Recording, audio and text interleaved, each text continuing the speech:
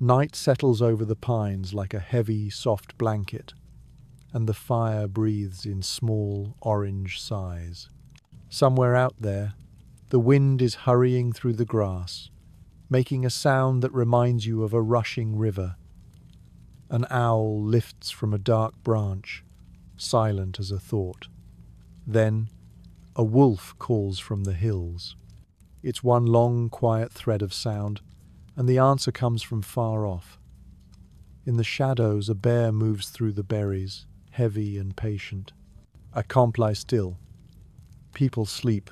Now, sleeping out here isn't about bravado.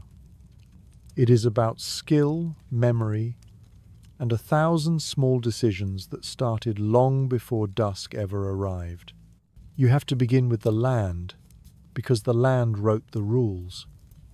Sleeping outdoors among bears and wolves in North America meant something entirely different in a spruce forest than it did on the shortgrass prairie. It was something different again along a coast where cedar and rain set the rhythm, and different still in the high desert where the night strikes the earth with cold. Native nations learned those rules across long years, adjusting to every ridge and river bend. There were lodges and longhouses, teepees and brush shelters, snow houses and pit homes. But there were also countless nights spent beneath the open sky, with only a robe or a blanket, the fire, and that distinct feeling that the ground turns slowly while the stars keep watch. The first thing to understand is that predators were not fairy tale villains. They were animals with routines, preferences, and moods that could be read just like the weather.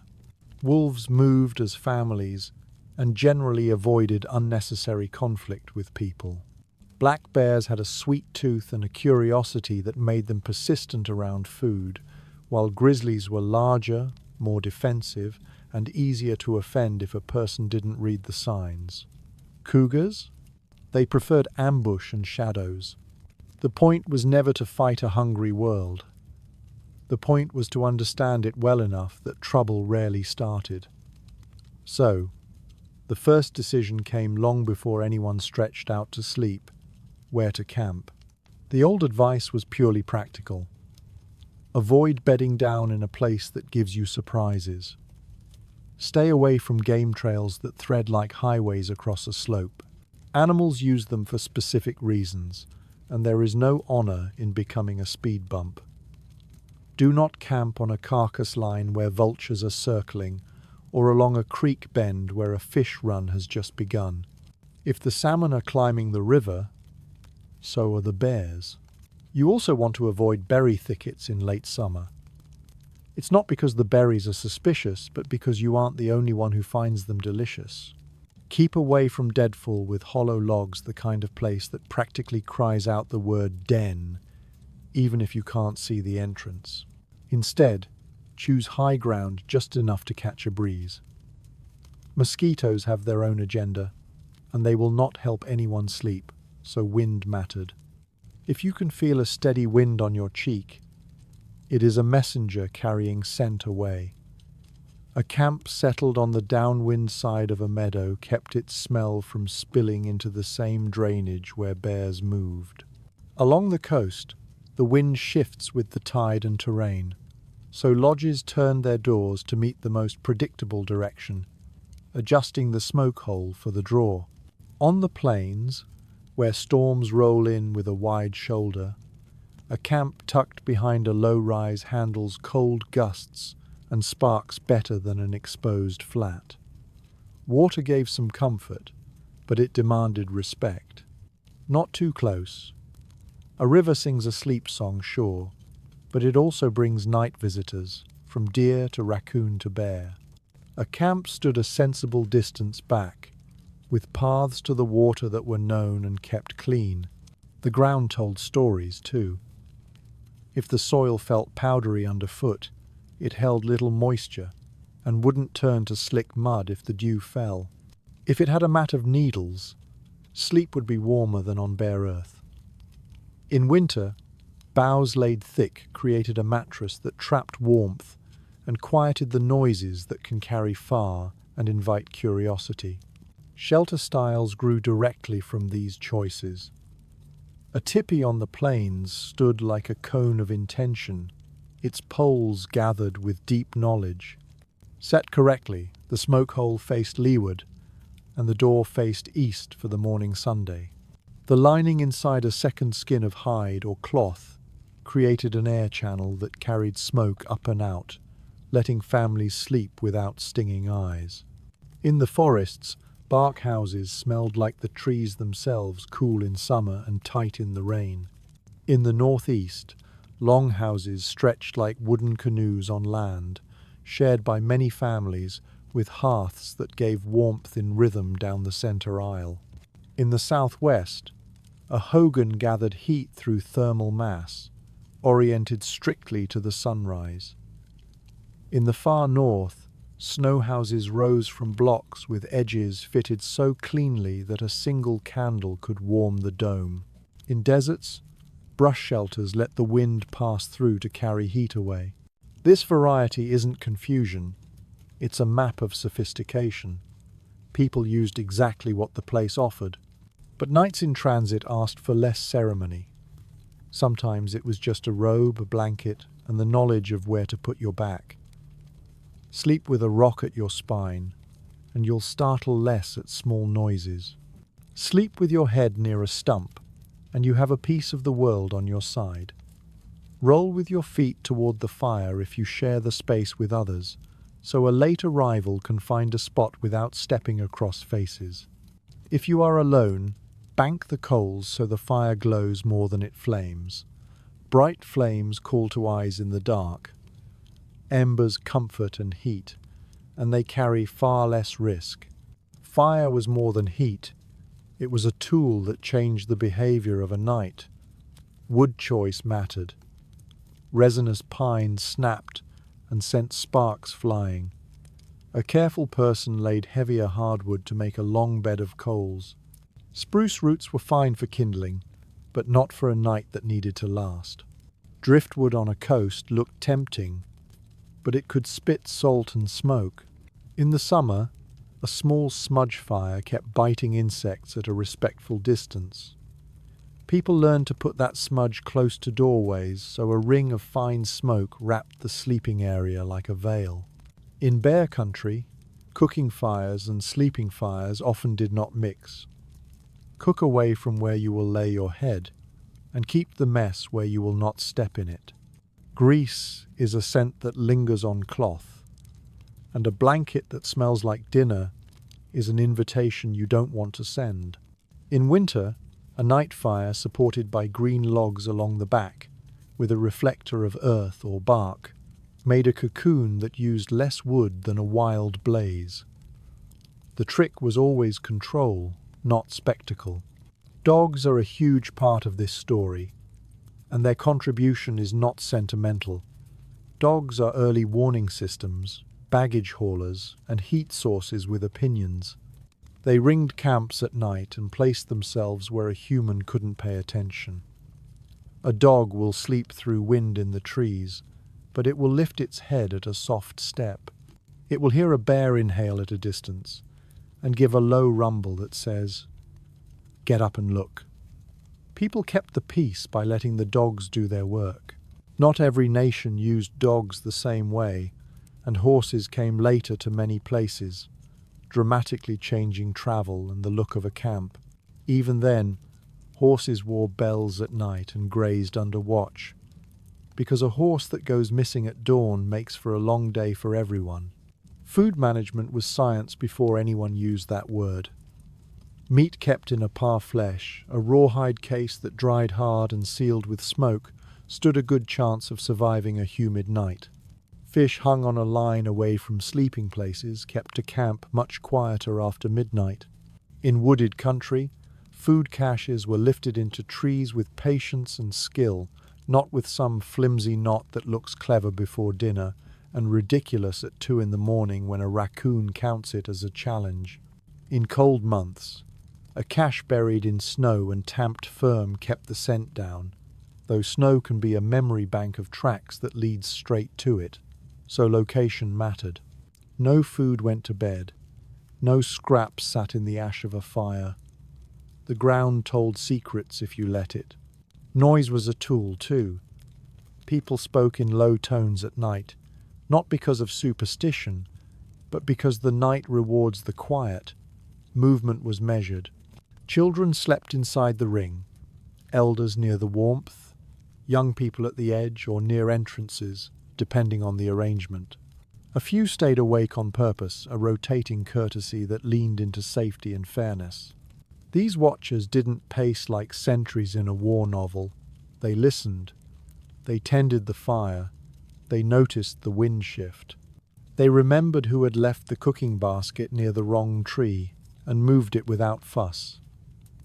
It is remarkable how much danger disappears under simple habits. To say that spiritual practices played no part would be untrue. People lived with a sense that the land was alive to relationship. Prayers at dusk, songs for the hunt, words of gratitude when a fire caught or when a salmon was taken, these were not window dressing. They shaped how a person moved and what they noticed. They also calmed the mind, and a calm mind sleeps. Dreams were listened to, not dramatized. If someone dreamed of bear tracks near the creek, then someone took a walk in the morning to check.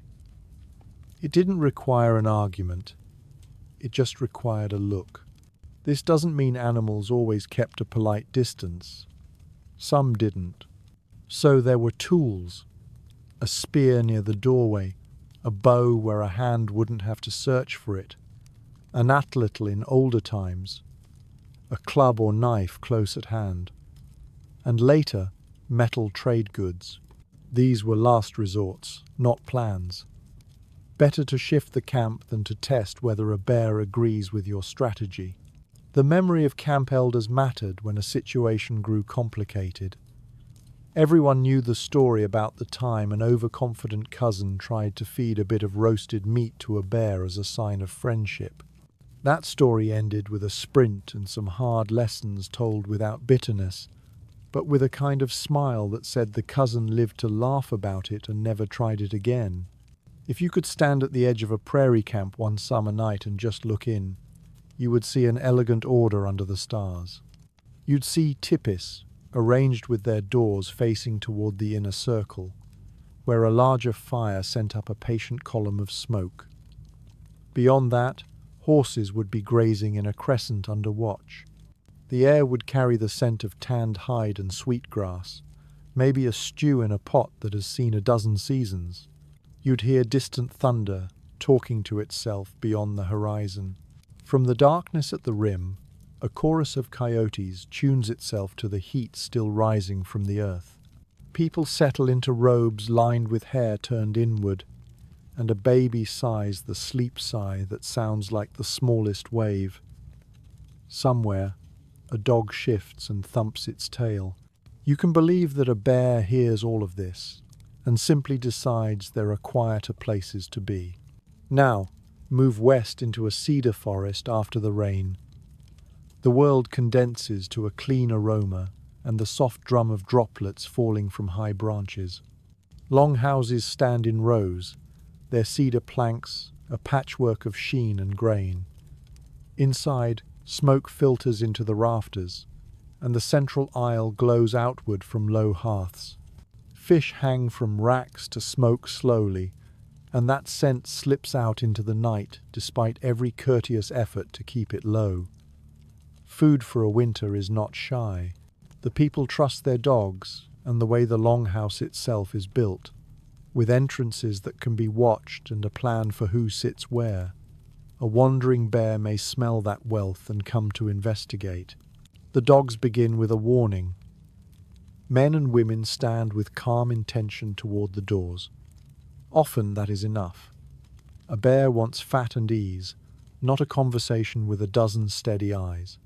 The bear moves on and finds the beach where the tide has laid out a different feast. In the high desert, night drops like a trap of cold. The day held heat and glare, but after sundown the stars cut sharp, and your breath floats in steady clouds. Brush shelters are open. and the warmth comes from the fire and from bodies close together under blankets woven for the task. Here, the danger is not a bold bear. It is the lure of that first hour of sleep so deep that you forget to bank the coals and wake to a cold that the wind has sharpened. People manage that with habit. A stick placed across the fire at a certain angle became a small clock. When it dropped, the noise would stir someone who would add fuel with hands that already knew the motions. Predators are present here, but so are distances and open sightlines. A cougar may sit on a basalt outcrop and watch the stars rise, but it will not come closer than it expects to succeed. A camp gives little advantage to an animal that hunts with silence. Along rivers that wind through thick country, canoe people ease onto gravel bars at dusk. The first job is not dinner. It is a glance at the tracks in the mud. Fresh bear tracks say, "Move along," or set the camp on the far side where the scent will pass over water. You bank the canoes with the prows up and tie them in a way that lets you leave quickly if the river lifts. The fire sits low by the water, and a separate place for fish sits downstream, beyond the reach of wakefulness. The night carries 1,000 small sounds, stones contracting under cool air, water catching on a branch and slapping a rhythm you will think is footsteps until you learn its beat. It is good to talk a little, to tell the youngest what each sound means, because once sounds have names, they stop provoking the heart. A wolf can howl, and you will know a wolf is there, but you will also know that a wolf's voice is not a plan. It is a statement, "We are here, so are we." Far to the north, winter holds like a long-held note. Snow houses rise from blocks cut by hand, the spiral never perfect, but always perfectly sufficient. Inside, lamps burn with a clear flame, and the snow itself brightens to a gentle light. Furs line the sleeping platform. The cold air drops into a lower shelf by design, and you wake to find the air near the floor colder than at your face. Outside, it is polar night or a short day with a thin sun, and then back to night. Bears in this place are an order of magnitude different, which everyone knows, and they act accordingly. Camps are small, eyes are many, and travel follows rules made for this latitude. The snow house sits where the wind will scour the entry, not bury it in a drift that holds it like a jar. Sled dogs live with their own logic, and their voices carry far. If something is wrong, the dogs say so, and people listen. The lamp flame flickers as a draft shifts. Someone cleans the wick and adjusts the dome, and the night settles again. Sleep can come even here, in a place that outsiders sometimes picture as merciless. It isn't merciless. It is exacting. That is different. Some nights bring mishaps that trace a new scar across a camp story.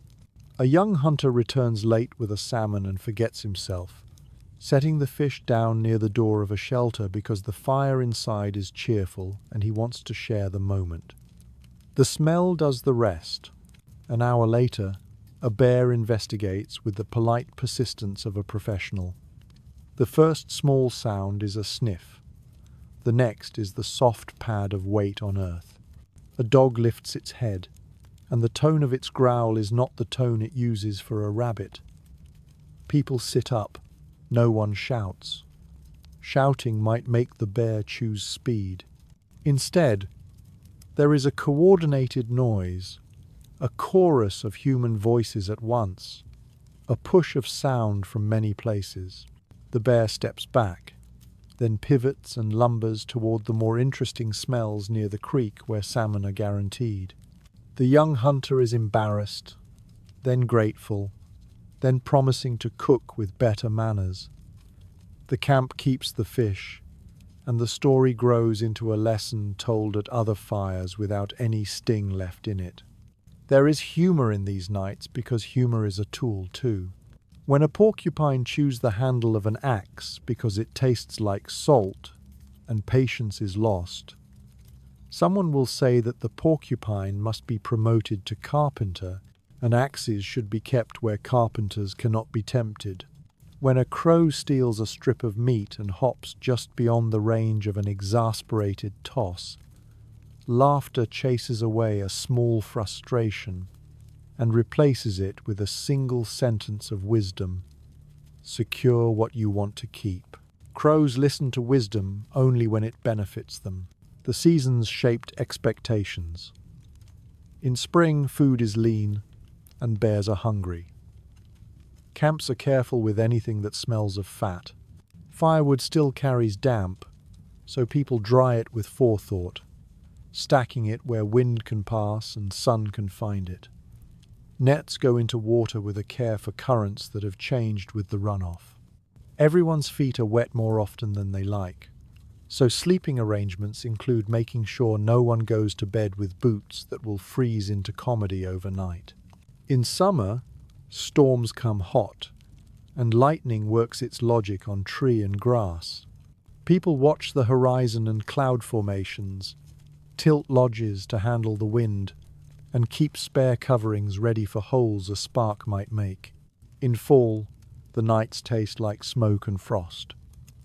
Bears are busy with berries and fish and the occasional stubborn anthill. People harvest and store, then sleep with the satisfaction of full racks and baskets. In winter, everyone becomes a student of the air. The direction of smoke in a lodge tells you more than a weather stick, and the sound of snow underfoot becomes a thermometer. When snow squeaks, the cold has teeth. You do not sleep with your back naked to that kind of air if you prefer your shoulders in the morning. Children learn through participation rather than lectures. On the first night that a child slept outside a lodge under the sky with a parent or grandparent, the lessons arrived as gentle whispers. Put your shoes upside down so spiders do not take a tour while you rest. Lay your blanket so it overlaps the one next to it, and when someone turns in their sleep, you will not wake to a draft. If you hear a branch snap once, listen. If you hear it twice, sit up. If you hear it with the wet sound of brush shifting under a heavy body, wake someone with a hand on the shoulder, not a shout. Many problems dissolve under a soft start. Children absorb this like a language, and soon enough they become the ones teaching newcomers or relatives visiting from another place with slightly different rules. Across all this is a thread of respect that surfaces in small behaviors. People gave animals space when animals signaled they wanted it. No one chased a wolf just to see it better. No one teased a bear to see what would happen. If an animal became bold in a way that threatened the camp, the response was calm and aimed at restoring distance. Sometimes that meant moving a camp. Sometimes it meant scaring an animal without harm. Sometimes, rarely and regretfully, it meant killing a persistent predator that had lost fear. The phrasing in the retelling was careful. The animal did what it does. We did what we had to. There was little drama attached. Drama is for when you can afford it. If you lean close to the sleeping edge of a camp, anywhere on this continent, back when the old ways still held strong, you will find small variations on the same pattern. Trust. It's trust in the ground to hold you, and the wind to carry your scent away. Trust in the dogs. Trust in the habit that turns a person into the kind of sleeper who can wake at the sound of a twig snapping and yet rest so deeply that the fire becomes part of a dream. Trust in neighbors who know whose turn it is to watch. Trust in the clear thinking that says it is better to pick a different grove than to try and prove a point. This kind of trust is built grain by grain. It looks unremarkable until you compare it to the sensation of constant alarm, and then it looks like a quiet miracle. But what about wolves waking you with a chorus that lifts the hair along your arms? The truth is, a chorus of wolves can be a lullaby, once you understand the territory lines in your head. Wolves sing to other wolves. They sing to each other, to their pups, and to the night. A camp in their path is an inconvenience, not a challenge. People learn to let that sound be what it is. A declaration that another family is awake and well. A child might ask if the wolves are coming to visit the fire. An elder will say, "Yes," only when the fish rack is not well tended, and everyone will smile and make the small corrections that keep life tidy. Even the way people laid their heads meant something. You rest with your face to the door if you are the one who answers. You rest with your back to the fire if you're the one who has trouble warming your feet. Keep your knife where your hand reaches without thinking, but keep it in a sheath, because waking in the dark is not the time to test your reflexes. Keep your bow hung where the smoke won't warp it. Place your moccasins where they will be warm in the morning, because cold starts make people clumsy. These are quiet details that do their work when no one is telling stories about them. Some knowledge is almost comically specific, and that is what makes it durable. If a skunk comes to the edge of camp, do not chase it. Stop what you're doing and let it think its thoughts. If it feels no chase, it will choose its hobby elsewhere. If a bear is near and you need it to go, show yourself to be human early. Speak in your ordinary voice. Wave an arm upward, not outward, because outward motion looks like a reach. Do not run. If you must move, move with intention toward a clear path, not toward the brush. Bears know the brush. Do not strike a fire with too much noise at the exact moment an animal is deciding whether the night is safe. Choices made in those first seconds shape the next hour. Sometimes, despite everything, you lose sleep. The wind does something odd, a branch falls just wrong, or an unfamiliar place keeps your senses on a short leash. That is normal. The body adjusts. The second night carries ease with it, and by the third night, you can tell the difference between a raccoon that has discovered your fish and a beaver complaining about water levels. People joke gently about the first night jitters, and they were kind to travelers from nations where the rules were a little different. Good habits are portable. They cross language without much fuss. There are quieter allies than dogs and fire. Plants do their part. Sweetgrass, braided and smouldering, bids mosquitoes a polite farewell. Sage added to a smudge keeps a doorway fresher than a damp camp can manage alone. Spruce boughs under a sleeping robe release scent when pressed, and make a green floor that doesn't squeak in the middle of the night when someone goes to check the horses. Cedar planks, burnished by years of hands and smoke, retain heat like modest stones. The land gives these gifts, and people took them with gratitude and a plan for giving back by harvesting with restraint. The night is not one thing. It is the sum of sounds and temperatures, of wind and habit, of animals that move with the knowledge of their forebears, and people who do the same.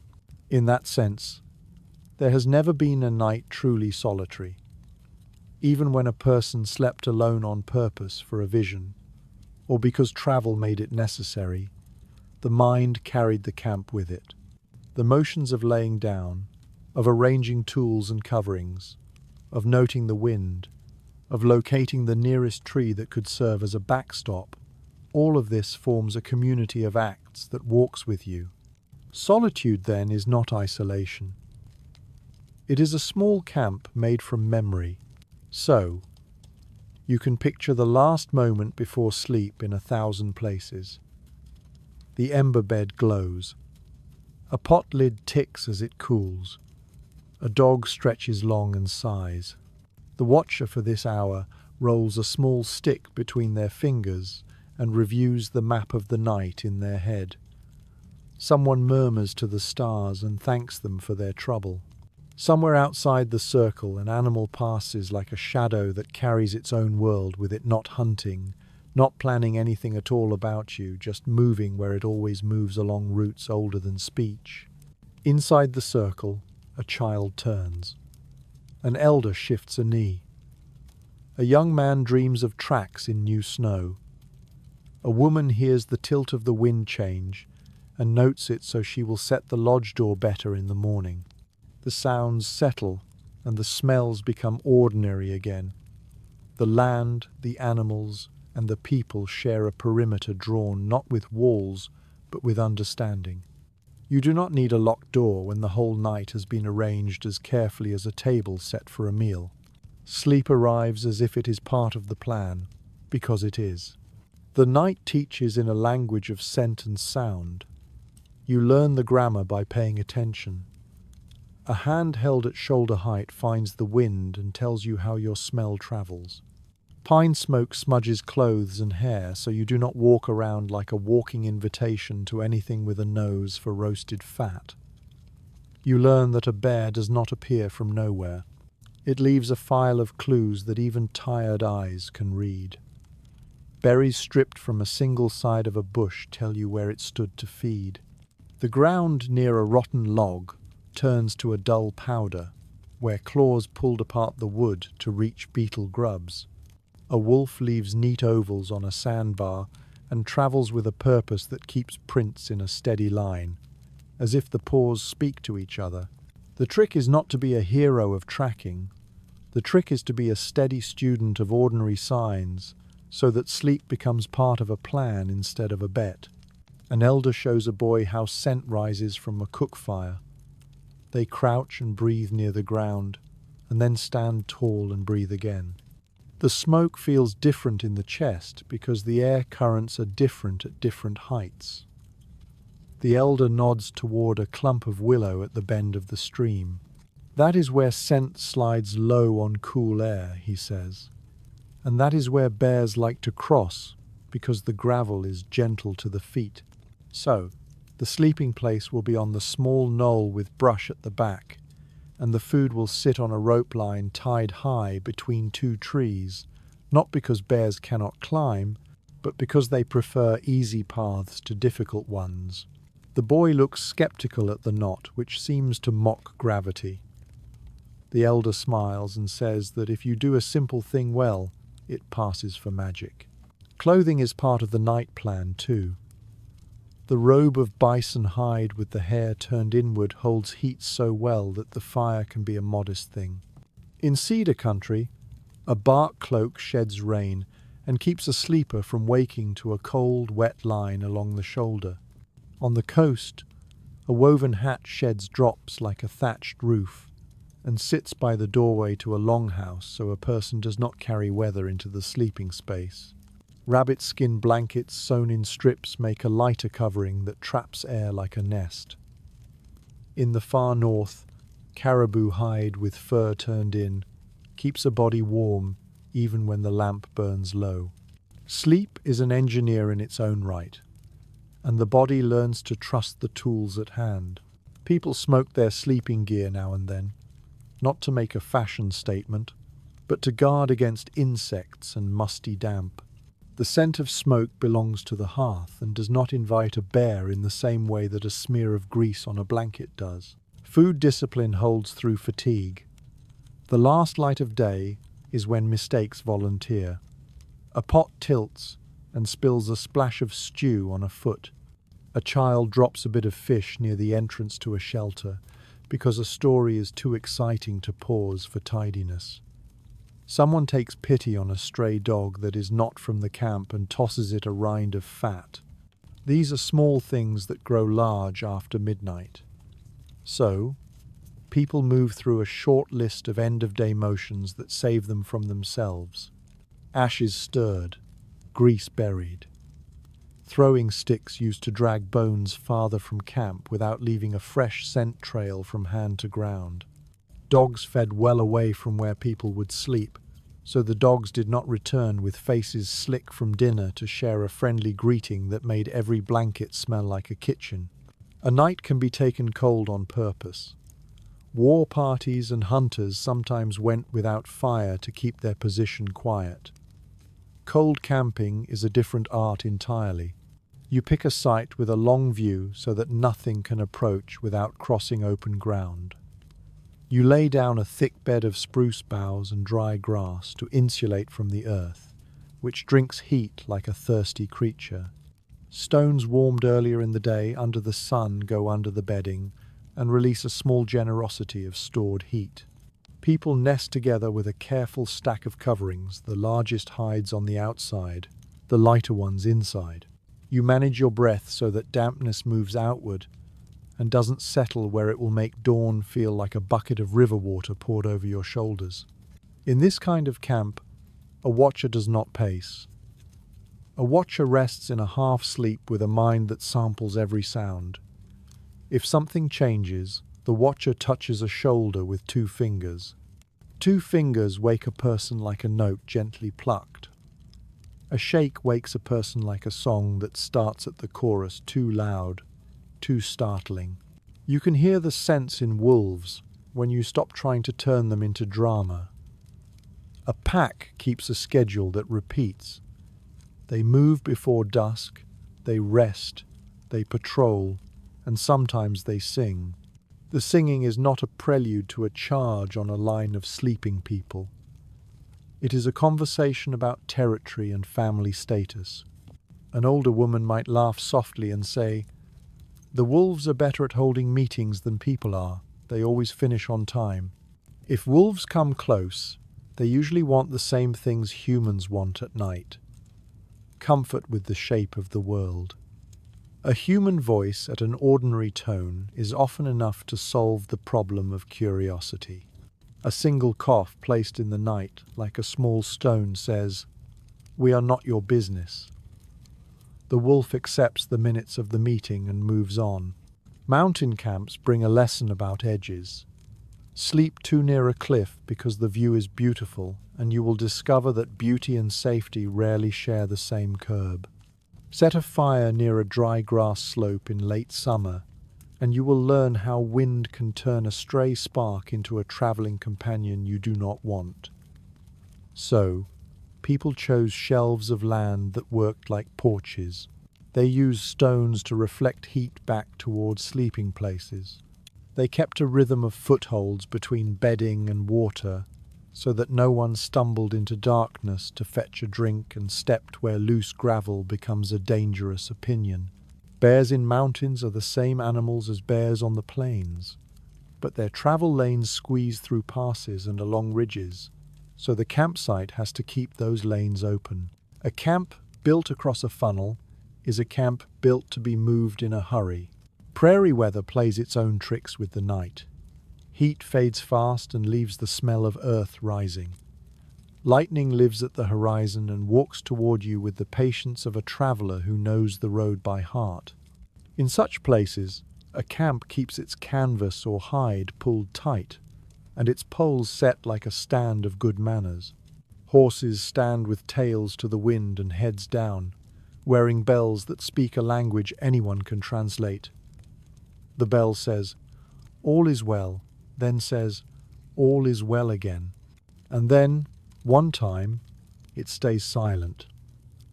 That one time is enough to galvanize a young man into a run and have him return with a grin and a knot that makes sure the next silence is a choice, not a mishap. Wolves pick up the fallen grain of a harvested field and trot the edges, noses high. They are not here for the people. They are here for a mouse that made the wrong plan. If you travel with horses, the night changes shape. Horses want grass and freedom, which is a charming combination in daylight and a puzzle after dark. So, a picket line runs between poles, and ropes tie in a way that keeps legs safe and heads able to move. A small council forms around the question of where to graze before dusk, so that stomachs vote for patience later. Young riders take the first watch, not because they are less valuable, but because they are eager to prove that they can tell the difference between the scrape of a hoof and the scratch of a twig. Predators read horses as large animals with opinions. Most nights, that is enough to keep a respectful buffer. If a bold wolf approaches, people make themselves conspicuous with voices and movement, not with panic. A human figure stepping toward a wolf at an angle, speaking clearly, changes the calculation. The wolf departs with the dignity of someone who has decided that a different plan was always the better plan. In thick forest, the strategy slides toward clarity of lines. Paths through brush work like arteries that everything uses. You sleep with your head toward the path if you're the one who listens, or perpendicular if your job is to wake someone who listens. Wet ground carries tracks more clearly than dry, and the first light of morning reads that page like a polished wooden board. You step around your own track so that evidence of the night remains clean for a few minutes longer. From these soft pages emerge small facts that matter. A cub has passed with a mother moving slightly behind it. The cub rushed and then slowed. The mother kept the exact pace that a mother keeps when she believes the path belongs to her. That is not a family you test with breakfast smells. Rivers write their own rules under moonlight. Stones shift in the current and make notes and trills that can pass for footsteps until your ear learns their signature. Canoes pulled above the waterline and turned with mouths open to the night make voices of their own when wind touches dried skin or board. People wedge paddles under thwarts the same way every time, so that a quick departure does not turn into a raffle of gear announcing itself to any animal with a curious streak. Fish go on racks downstream from where sleeping happens, and not just by a few steps. The space between a rack and a pillow is a policy, not a suggestion. That policy gets enforced by habit and quiet jokes, not by scolding. A boy who forgets and leaves a sliver of fish under a rock near the door becomes the subject of a story that ends with the chorus line, "Nobody likes an uninvited guest, not even the guest." The boy grins and owns the lesson by setting the rack right. Night sky knowledge gives order to the hours. A watcher follows a star along the angle of a lodge pole and knows exactly when to wake the next watcher. A grandmother points to a cluster and tells a child that when those stars lift above the ridge, the pot should come off the heat or it will burn. A young cousin tries to use the same method on a cloudy night and gets teased gently the next day for asking the clouds to carry a clock. The sky is a generous teacher, but it is not obligated to keep appointments, which is why people also count breaths, watch the size of the embers, and listen to the change in the chorus of insects, the way the night shifts from one set of singers to another as hours pass. Sleep is not only a physical act, it is a story you tell your nervous system. People tell it with routine. The same blanket fold, the same way of placing a knife in its sheath within reach, the same 2 words to a dog before turning over. Stories do work. A mind that understands the shape of the next few minutes relaxes into them. That helps when a slow creak in a tree would otherwise turn into a loud thought about danger.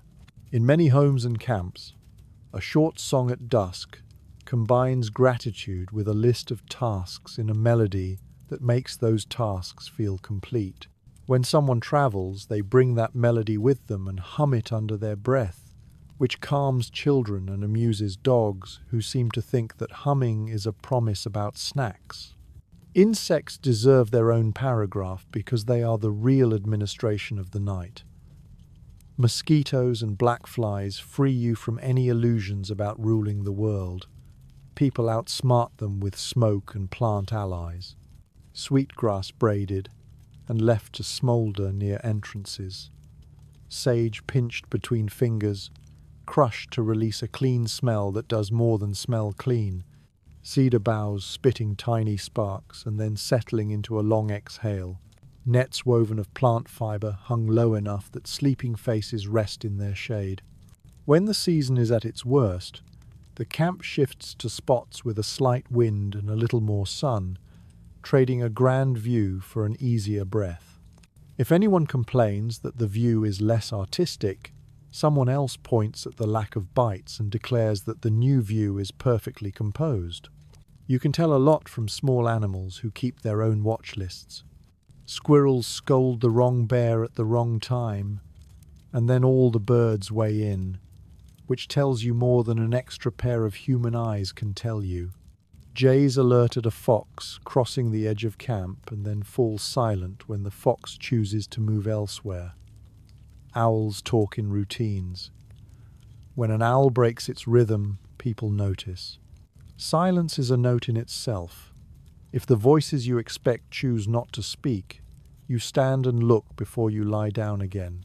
An elder says that the night is a choir, and a missing voice sometimes matters more than a loud one.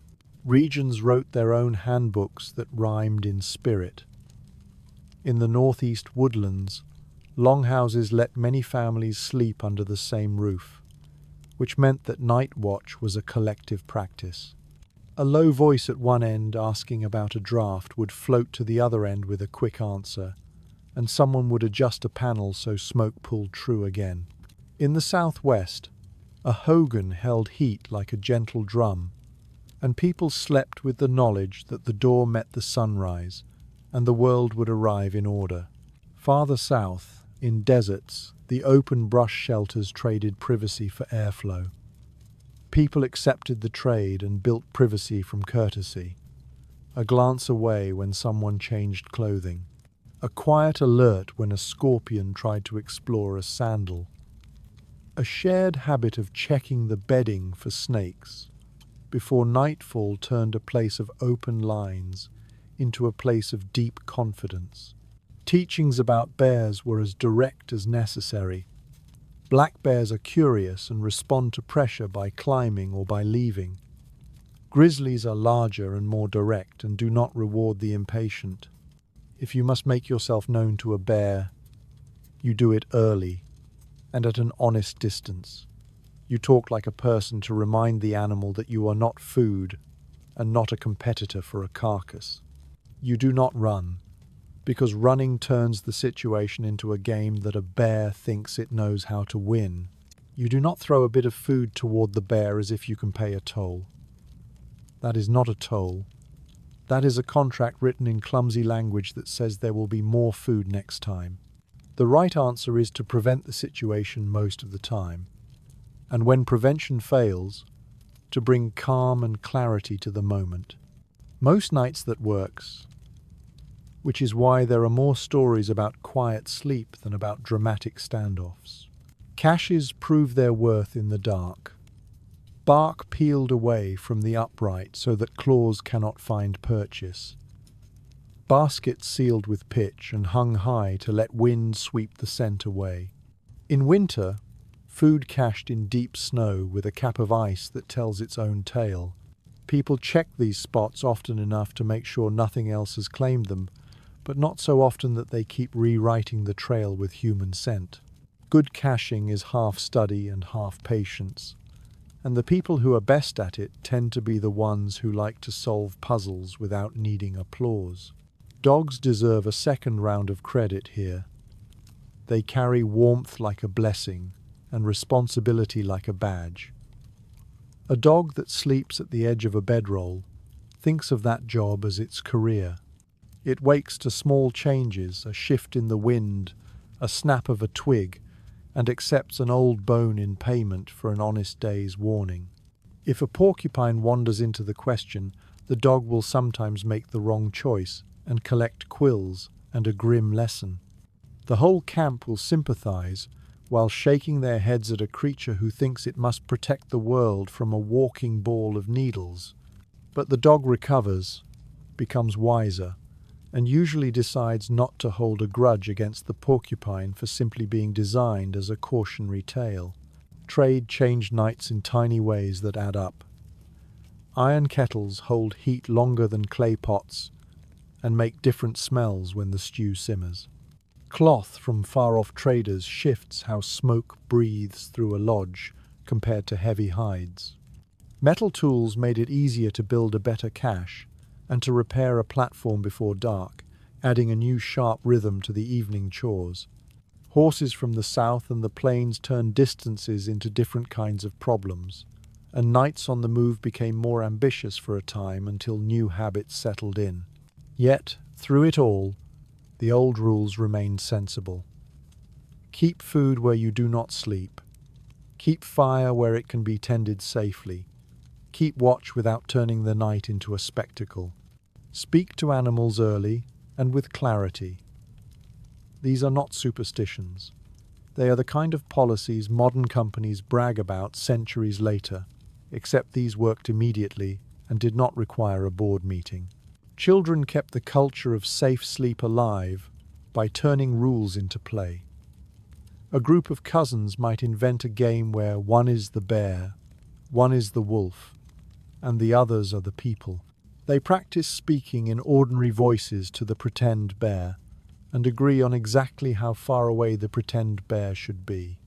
The wolf walks a neat line, and the people arrange a mock food cache that even a raccoon would admire.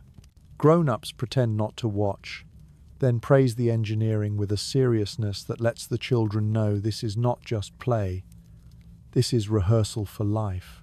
Later, the same children will be the ones who wake at a faint scrape and place a hand on a shoulder to ask for quiet help without any fuss. There is room for humor in these nights, because humor is a tool too. An uncle who snores like a contented saw becomes an unofficial bear deterrent.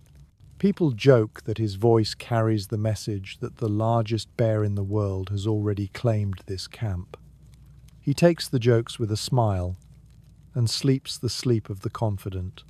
If a woman's hair picks up a gust of smoke and she complains of smelling like a cooking fire for a week, someone remarks that smoke is the perfume of patience, and patience is the most attractive scent in any season. Nobody complains about the punchlines because the punchlines tidy away the small anxieties that collect in corners after sunset. Sometimes people travel alone and camp alone, and that calls on a different kind of quiet. A solitary camper relies more on technique than on company. The fire is smaller, often set in a hollow to hide its light. The bedding faces a tree trunk so that sight lines are simple, and the wind is predictable. The food is a simple thing with little scent, maybe dried meat or pemmican that doesn't scream dinner to the wind. A song is sung before sleep, not to entertain, but to mark the boundary between wakefulness and rest.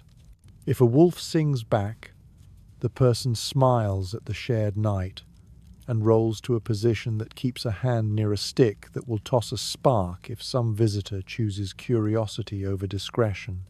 In the morning there is a small gratitude for the straight line of tracks that pass by proof that two lives overlapped without friction. There are nights when weather becomes the only animal that matters. Rain finds seams in shelters and tests their honesty. A storm shifts the wind in the middle of the night and blows smoke in sideways.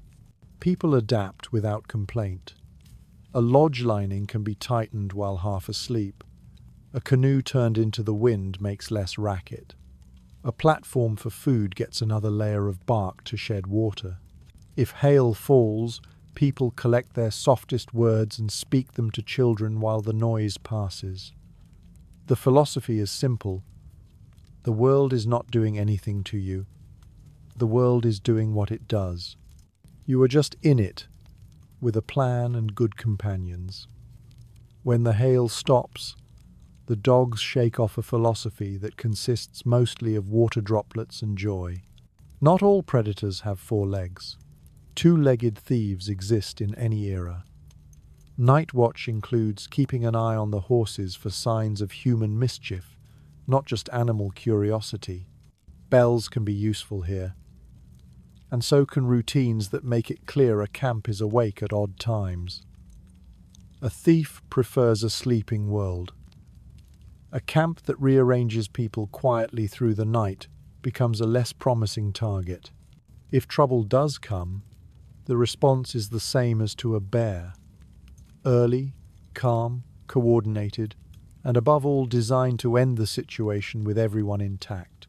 The stories that last the longest are the ones where a problem is solved so smoothly that it hardly seems like a problem at all in the retelling. In winter, in subarctic country, snow becomes a partner.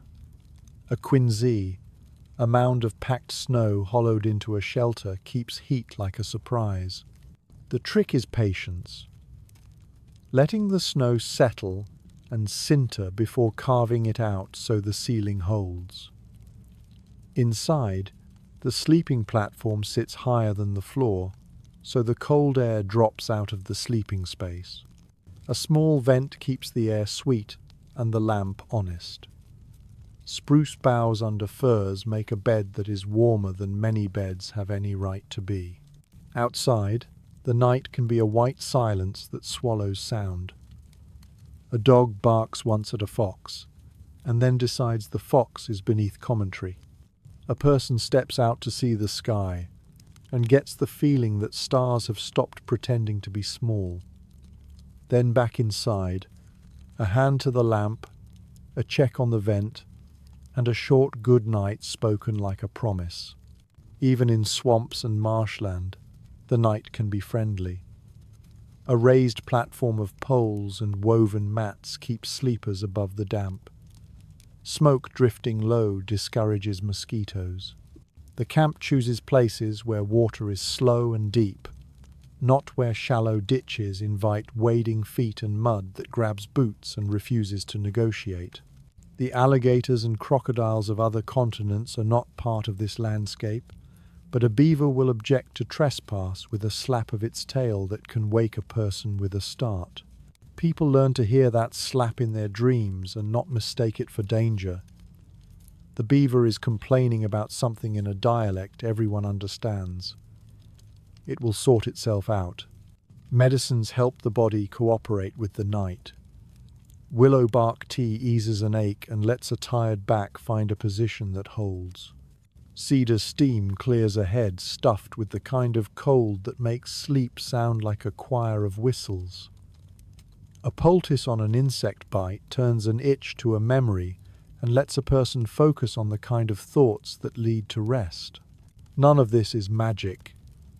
It is the careful application of plant knowledge collected by many careful people who noticed what worked and shared it generously. Travelers from other worlds sometimes misread the quiet of these nights as ignorance of risk.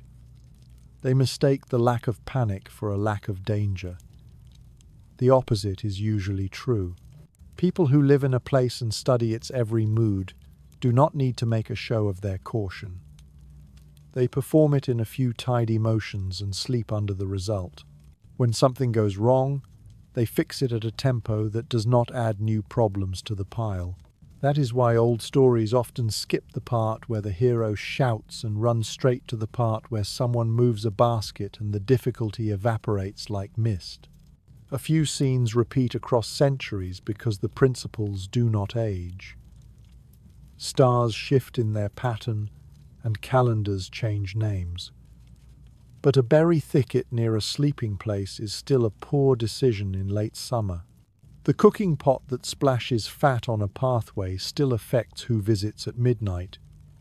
A dog that sleeps outside the ring still buys everyone a moment to wake in a good way. People still speak to the night in ordinary voices and ask it to be what it usually is, which is a companion rather than a test. If you measure a life by the number of peaceful nights it contains, then these methods add up to wealth. A person who sleeps well wakes with clear eyes and better judgment. That judgment shows in the way they pick a new camp at dusk without turning it into a debate. It shows in the way they nod to a bear at a distance, as if to say, "The trail is yours now, and will be mine a little later." It shows in the way they turn their blanket like a page and close the day without scratching the paper. Children see this and copy it. Outsiders marvel at it and try to import it without importing the habits that support it. The habits matter. They are the spine on which the muscles of ease hang. You can picture a night near the edge of the northern forest where summer lingers.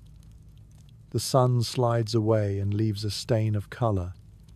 Mosquitoes form squads and then bend to the will of a small curl of smoke. A kettle ticks as it cools. Someone sings a line about the long road of the day and the short road to sleep. A child repeats the line softly and falls asleep before the last word. A bear walks along the lower path, the one that everyone knows is the bear path and does not break stride. A wolf lifts its head to read the air and writes a note in scent that says, "This place is full of human plans tonight." The wolf chooses a ridge and keeps moving. The camp breathes like a single thing with many lungs.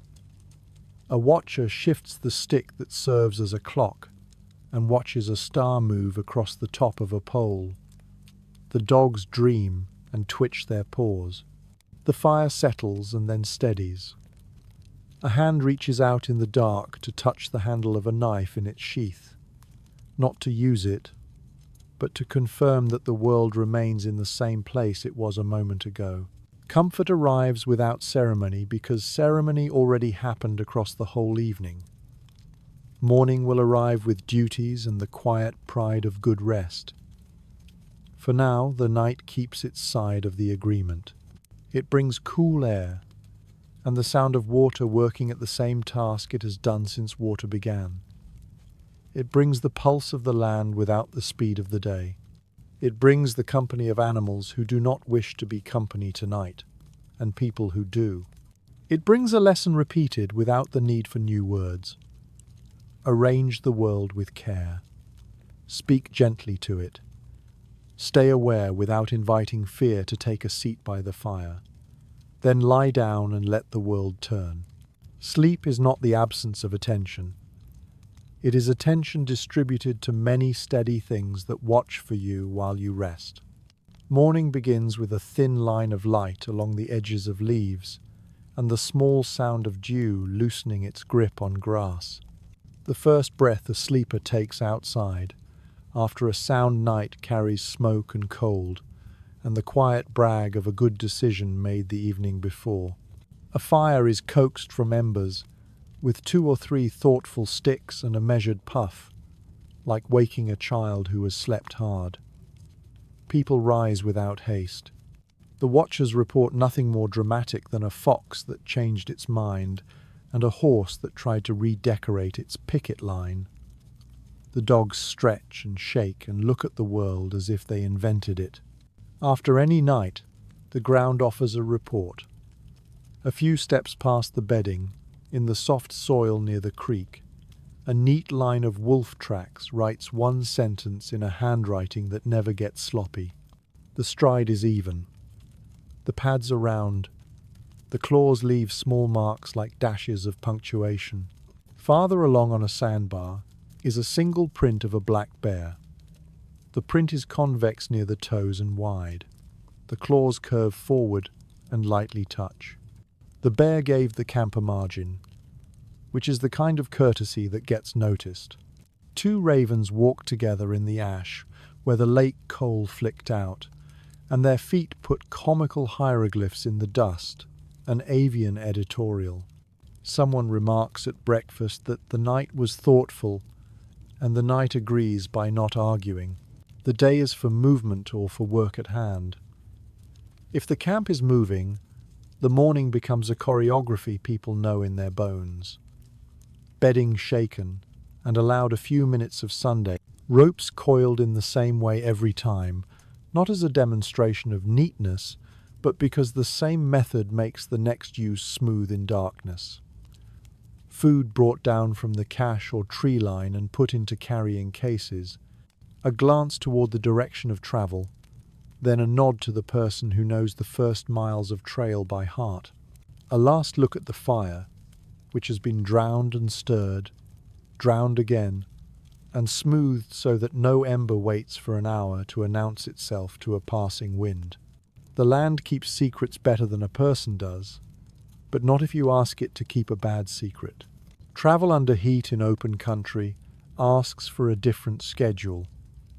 A distance is covered early, in the blue hours of morning. Then, the day rests when the sun has strong opinions. A nap in the shade answers hours of glare with economy. People tuck into the lee of a boulder or under a cottonwood with roots that find water even when the ground claims to be tired of offering it.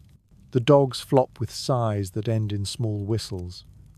Children are given a bit of dried meat to chew and are promised that the river ahead is a good one. Horses switch their tails and lean on one hip, then the other. The world gives a pause, and everyone takes it. Travel resumes when the skin no longer feels like a kettle. By mid-afternoon, the eyes of the experienced drift toward possible camps for the coming night.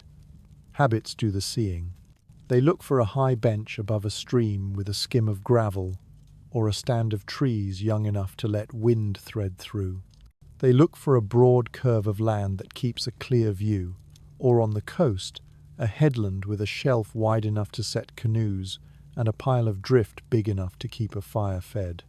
There is no drama in the choosing, which is why nights are ordinary, even in company with large animals. The good camp is often obvious once you allow it to be obvious. Different nations put their stamp on the night and left patterns that spoke their names long before a visitor learned to say them. On the northern plains, a circle of tipis turns its doors toward the center, and at the center, a larger fire sends smoke straight up through still evening air. There are rules for where each family places its lodge in relation to others, because order breeds calm, and calm invites sleep. Men and women share the work of the watch with a steadiness that needs no speeches. A group of respected people keeps the circle's order, not as sergeants, but as neighbors with clear voices. Children count doors to find friends and count poles to learn their own lodge from far away. Horses beyond the circle graze under a sky that expects them to be horses. And if a pair wanders, someone follows the small bell on a lead rope, retrieves wayward dignity, and returns the pair without turning it into a performance. In the northeast, longhouses form their own kind of night language. A longhouse under cedar smoke holds many families who can sleep in a cadence that feels like the tide. One hearth glowing down an aisle, then another, then another. Laughter during the day becomes soft voices at night, and those voices carry the courtesy of small details. If someone coughs, someone else moves a plank so the smoke draws better. If a child mutters in a dream, a hand smooths hair while feet stay under blankets. Howls outside trade notes with the fire's quiet talk, and the house breathes like a single lung. Bears in this country prefer the salmon run in the berry slope to the fragrance of people in a cedar room. And any curious bear meets a row of dogs with opinions. That is usually enough. Across the deserts and high plateaus, a hogan holds the night with calm. The doorway knows where the sun rises, and the walls keep temperature like a good friend keeps a promise. People inside lie down with confidence that the design has been tested by more winters than anyone currently breathing. Songs that ask for balance are sung softly without a desire for spectacle, and the effect is practical. A mind that feels balanced rests. Outside, coyotes work their living, and sometimes one offers a comment that sounds like laughter. Inside, someone smiles in their sleep. A bear on these high edges is rare a traveler on the wide map, passing between oak scrub and an occasional pond. It finds acorns and grubs, and a deep satisfaction in tearing at a log. It does not find a reason to come close to people who respect the same quiet. Far to the north, a snow house, or a house of sodden wood set low against the wind, holds its small light like a gentle candle in an empty church. The lamp flame makes a line of brightness against manic white. A sleeping platform sits higher than the floor, so cold air drops away. People step with care near the entrance tunnel because the threshold is where warmth makes a stand. The night can pour down like a stone, and a person can still roll under caribou furs and feel a contentment that surprises visitors. Polar bears hunt along shore ice and prefer seals. People travel with more eyes than they have on their faces, which is to say that dogs and routine are extra eyes. In the rare case that a bear comes near, lamps get turned low, voices rise in a simple cadence, and people show themselves as human early, which most nights is an end to the matter. Often the only sign a bear left is a set of tracks large enough to make even seasoned people shake their heads at the size of the world. Along the northwest coast, cedar gives as if it has a long memory of generosity. Houses of plank rise under a roof that whispers when rain speaks. Inside, sleeping platforms are stacked with woven mats that hold heat. Bentwood boxes keep food and clothing dry. Fish hang from racks near a separate house for smoke, and that scent rides the night like a story with many chapters. A curious bear might drift near in the season when salmon crowd rivers, but a house that holds 30 hearts and twice as many hands is not a place a bear wants to dispute. Young people on night watch stand near doorways and learn to read fog as if it were a language. Fog wraps sound and exaggerates it, and the watcher learns that a seal splashing or a sea lion barking can mimic trouble when it is just enthusiasm with whiskers. With practice, sleep returns after misread alarms, because alarms that keep returning make the nervous system less useful. Tools of the night reflect a level of attention that would suit a goldsmith. Fires are chosen to match the need. A long fire built between two logs throws heat across people sleeping side by side. A small star fire uses 4 or 5 sticks placed like the spokes of a wheel and fed inward as they burn the kind of fire that stays modest and quiet. A Dakota firehole nests below ground when the wind is too eager or when stealth is needed. It burns hotter on less wood and sends smoke on a private path. Each style has a right season and a wrong season, and learning them turns camping into knowledge rather than improvisation. People keep simple alarms that do not ask much but do their job. A trip line of thin cord hung with shells or bone chips across a narrow path whispers when touched, and that whisper travels into the ear of a watcher who sits close enough to hear it. A small stick balanced on a rock beside the picket line falls when a horse leans too far. That tiny knock is enough to wake someone who cares about where the horses will be at dawn. Bells appear in some camps once trade brings them into reach, and they ring with a tone that wolves consider not worth the conversation. The bells are for people, and for human thieves who dislike bells most of all. Food storage shows the engineer's mind tucked into day-to-day life. On the plains, a parfleche keeps meat dry and sealed. In the woodlands, a cache pit lined with willow and cedar, capped with earth and marked with a private sign that only the family reads, holds root crops or dried food through seasons that test everyone's patience. On the coast, bentwood boxes with tight lids keep smoked fish to a fine point. The rule that food and sleep keep separate addresses remains sensible even when rain and hunger try to negotiate. Hunger is persuasive, but it is not the best negotiator in matters of safety. The habit wins the argument, and people go to bed pleased with themselves in a quiet way that is the best kind of pride. Not every visitor in the night has fur. A cougar is a patient shadow. People deal with it by removing any advantage a shadow might grant. Sleep in open sight lines where a person cannot be surprised. Sit upon waking rather than springing to your feet, because a sitting person looks larger and more stable and does not trigger the chase instinct. Speak early if you sense a watching presence. A human voice at night is an instrument. It announces humanity and changes the table of the conversation. Tools remain nearby as a last line, and they come out rarely because earlier choices hold. Some practices sound like small household advice and are actually the bones under a graceful body. Shoes turned upside down at night do more than deny spiders a curious walk. They also keep dew from collecting where feet will go, which keeps a child from starting the day with damp socks that lead to blisters by midday. A pot lid placed at a tilt cools without dripping steam back into food, which keeps cleanup simpler and reduces scent. A knife in a sheath near a hand saves skin and saves sleep. Repetition on these points is not nagging. It is culture transferring itself without ceremony. Even within one region, families add their own variations.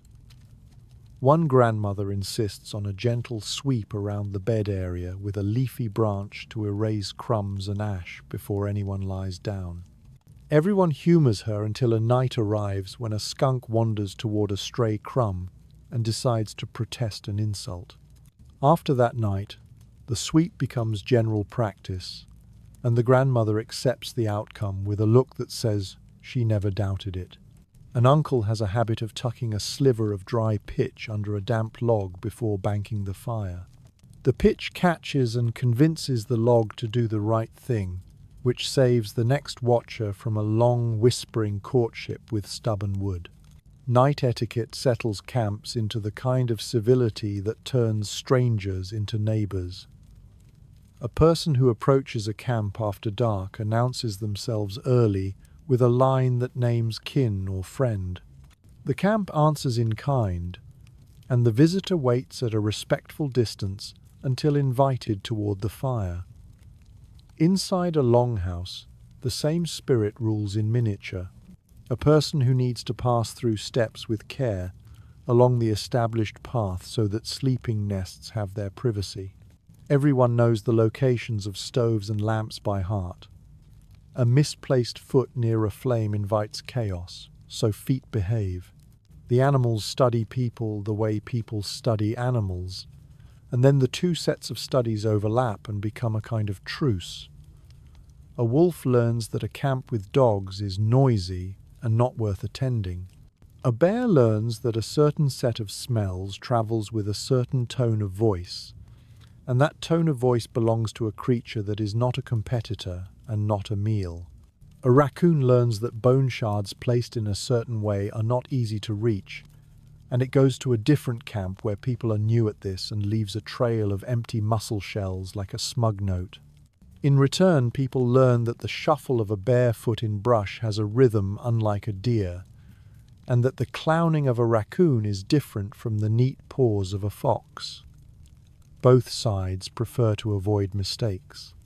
Mistakes are noisy, and the night prefers quiet. There are jokes, even in the most careful camps, because humor relaxes the shoulders. A man who takes it upon himself to be the official singer of the watch might find he has a talent for making up lines about brooms and horses and the peculiar noises wood makes when it decides to shift. Someone says his songs have kept more bears at a distance than any spear could. He doesn't argue, which is wise. A woman who claims that cedar smoke is a better perfume than any flower mixes it into her hair on purpose and announces that the mosquitoes like her less as a result. The proof is anecdotal but persuasive. The sky keeps time and also keeps secrets. On clear nights, people fall asleep while mapping constellations to lodge poles the way sailors map them to masts. On overcast nights, experience fills in the missing clock. An ear gauges how insects change their ensemble as the temperature slides. A watcher notes how a fire sounds when it has eaten half a log versus when it has decided to give up. A faint light to the east is not always dawn. Sometimes it is the moon finding a gap, and the mind learns to tell the difference. When the real dawn comes, it feels like a door that opens rather than a clever trick. Trade threaded new textures into old nights. A brass bell from far away hangs at a horse's neck and makes a bright accent in the dark. A steel kettle holds heat longer than a clay pot and changes the smell of morning tea. Cloth from distant looms breathes differently around a lodge and shifts the way smoke moves. None of this dislodges the habits that came before. It learned to fit into them. People adopt what serves the core aim, which is a night that holds with minimal fuss. Weather always reserves the right to challenge plans. Fog on the coast muffles steps and makes every sound a riddle. People handle it by reducing the radius of possibility. Lines between sleeping places are kept clear of gear. The fire is banked smaller. Watchers stand closer to the entrances. River fog inland gives a silver glaze to every blade of grass and a glow to any small light. It can turn a distant cough into a nearby surprise until ears recalibrate. Storms that march across the plains send lightning down with a steady hand. People lower cover flaps on lodges, angle doors to accept the wind, and keep hands off metal tools until the charge has walked past. Afterward, sparks on the skin turn into small laughs that say the world enjoys its own jokes. A story can carry a lesson across many miles without any heroics. On the sand hills, a family once chose to camp near a stand of choke cherries during the late summer harvest. There was a discussion about moving a little farther downwind, but they decided to stay because the wild plums in the next drawer looked tired. In the night, a black bear moved through and sampled cherries with a patience that would put a monk to shame. It ambled into the edge of camp and stood sniffing a woven basket with 5 or 6 cherries in the bottom that a child had forgotten. The dog nearest to it lifted its head and gave one sober note. Nothing more. The adult sat up, spoke clear human words, and the bear left with no comment. In the morning, the family teased the child not for forgetting, but for almost giving the bear the last cherries. The child promised to do better, and later in life told the story as if it were about a small scholarship won from the School of Caution. Along a rocky coast, a canoe party once stopped on a point after a long day running against tide and wind. The fire was low, the fish was thin, and the jokes were tired in a cheerful way. In the night, a sound rose that seemed like a chorus of voices just offshore. A watcher lifted his head, considered the tide, and woke 2 others. They listened with care, and then decided that the sound belonged to a raft of sea lions gathered on a ledge with strong opinions about politics. Everyone smiled and went back to sleep while the sea lions continued to publish their editorials. In the morning, a mist lifted, and the ledge lay bare, covered in smooth rock and memory. In the mountains, a family sleeping under a cliff heard a deep, long sound that entered the bones and made the younger ones widen their eyes. It was not thunder, which carries a certain role. It was the sound of snow shifting across a distant face, far away and falling along a path that would never touch them. The watching uncle named it and explained its distance, and then told a story of an old path cut across a slope that allowed people to travel safely after such sounds. A path that used the spine of a ridge where slides are less interested in passing. The young ones fell back to sleep with a mental map that was more valuable than comfort, since comfort fades but a map grows more useful with time. Medicine wisdom rounds off the sharp edges of the night. A paste of yarrow on a cut takes the sting out and keeps infection doubtful. Tea from spruce tips stirs the lungs and tastes like courage mixed with lemon. Tobacco used in a prayerful way sets an intention and asks the night to keep its side of the long agreement. These are not dramatics. They are tools, like baskets and knives. They keep the body and the mind aligned with the way the world works, when the world is not asked to behave like a stage. Some nights, the risk that arrives has 2 legs. A stranger steps into a camp with uncertainty in the set of his shoulders and a desire in his eyes that does not belong to hunger. The night watchers, who have faced bears and storms and the odd personal quarrel, handles such visits with the kind of quiet that makes problems shrink. Faces appear around the edges of a locus of calm, not in a ring of threat, but in a ring of community. A voice invites the stranger to sit, offers food without ceremony, and begins a conversation that leaves very little room for confusion. The stranger senses that the camp does not sleep. It only rests in sections. That realization solves a great many problems before they need names. There is a discipline to rest that mirrors the discipline of the hunt. The body that sleeps well has been told by small acts that everything is in its place. A child watches an aunt tuck 2 needles into the edge of a mat in the same spot every evening. One needle keeps a tear from growing in the mat's weave. The other is a spare. This seems like nothing until the night a mat needs repair in dim light, and the needle is exactly where it lives. The repair is done in 3 minutes. The aunt sleeps with the contentment of a person who has kept a promise to the future. As the evening draws near again on a new site, the routine repeats with small variations.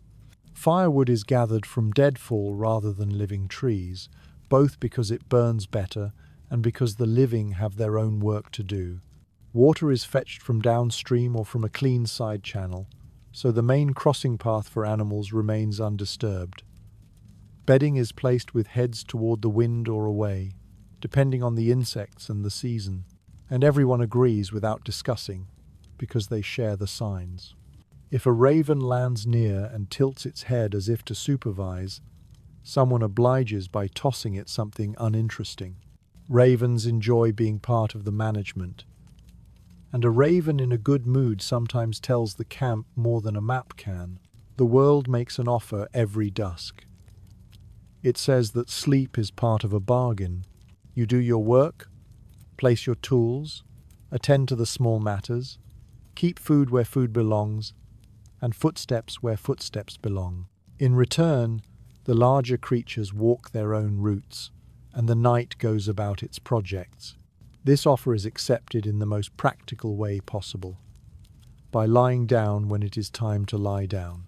Under a robe that smells faintly of smoke and cedar, someone pulls in their knees, shifts once to settle spine and hips, and becomes as aware of the ground as of the stars.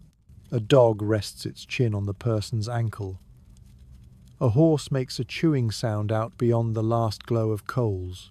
Farther out, across a line no one can see but everyone understands, a wolf speaks one long, careful sentence. It ends, and the silence that follows is wide. People slip into that quiet as if it were water because they have arranged the shore. With practice, even the unpredictable becomes a friend. The small gust that sneaks around a hill and sends smoke sideways becomes a messenger carrying the news of a shift in weather. The flutter of bats at the edge of firelight becomes a sign that insects are out in force nearby, and the small curl of grass smoke gets refreshed without anyone complaining about the scent sticking in blankets. The sudden loud splash on a river becomes the known act of a beaver who has opinions about trespass. Naming saves the heart from a sprint. When everything has a name, alarm is replaced by attention. Inside the sleep, dreams make their own travels. People dream of tracks in fresh snow and wake to fog, smiling at the joke. They dream of bison moving like a cloud with 100 hooves, and wake on a desert where a lizard leaves a stitch of a trail and a hawk writes the sky. They dream of a bear that walks along a path with the dignity of a chief and wake to find the same path empty, but with the same dignity present in a human neighbor who rose early to fetch water and never mentioned the effort. The night holds these dreams without trying to interpret them. The camp makes room for stories told with morning tea that feed understanding rather than fear. There is no single trick that made all this possible, no hidden lever. There is only the collection of careful choices that, together, add up to safety and comfort. This is the kind of wisdom that accumulates like a midden, a layer at a time, in which small shells and bones tell of dinners long past and careful lives lived well. A sleeping place with a view of the sky and a backstop against the wind. A fire that does its task without showing off. Food hung or cached where only the proper hands will find it. Dogs given the dignity of meaningful work. Children allowed to store knowledge in laughter so that it stays fresh. Elders honored for the way they knit the hours together. These are the pieces put together.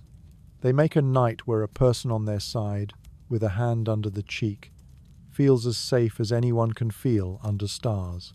So, evening arrives again, and people act as if the rules are obvious and the world is agreeable. They act that way because that is how the world becomes those things. The land is not a theatre full of suspense and tricks. It is a body that responds to how it is handled. Handle it with calm and respect, and it will often return the favour. Somewhere nearby, 2 wolves move along a ridge and stop to look down at a scatter of small lights. One twitches an ear, the other yawns. They continue on, committed to their own errands. The lights dim and then breathe back to life as someone adds a stick and then remembers to push a coal toward the centre.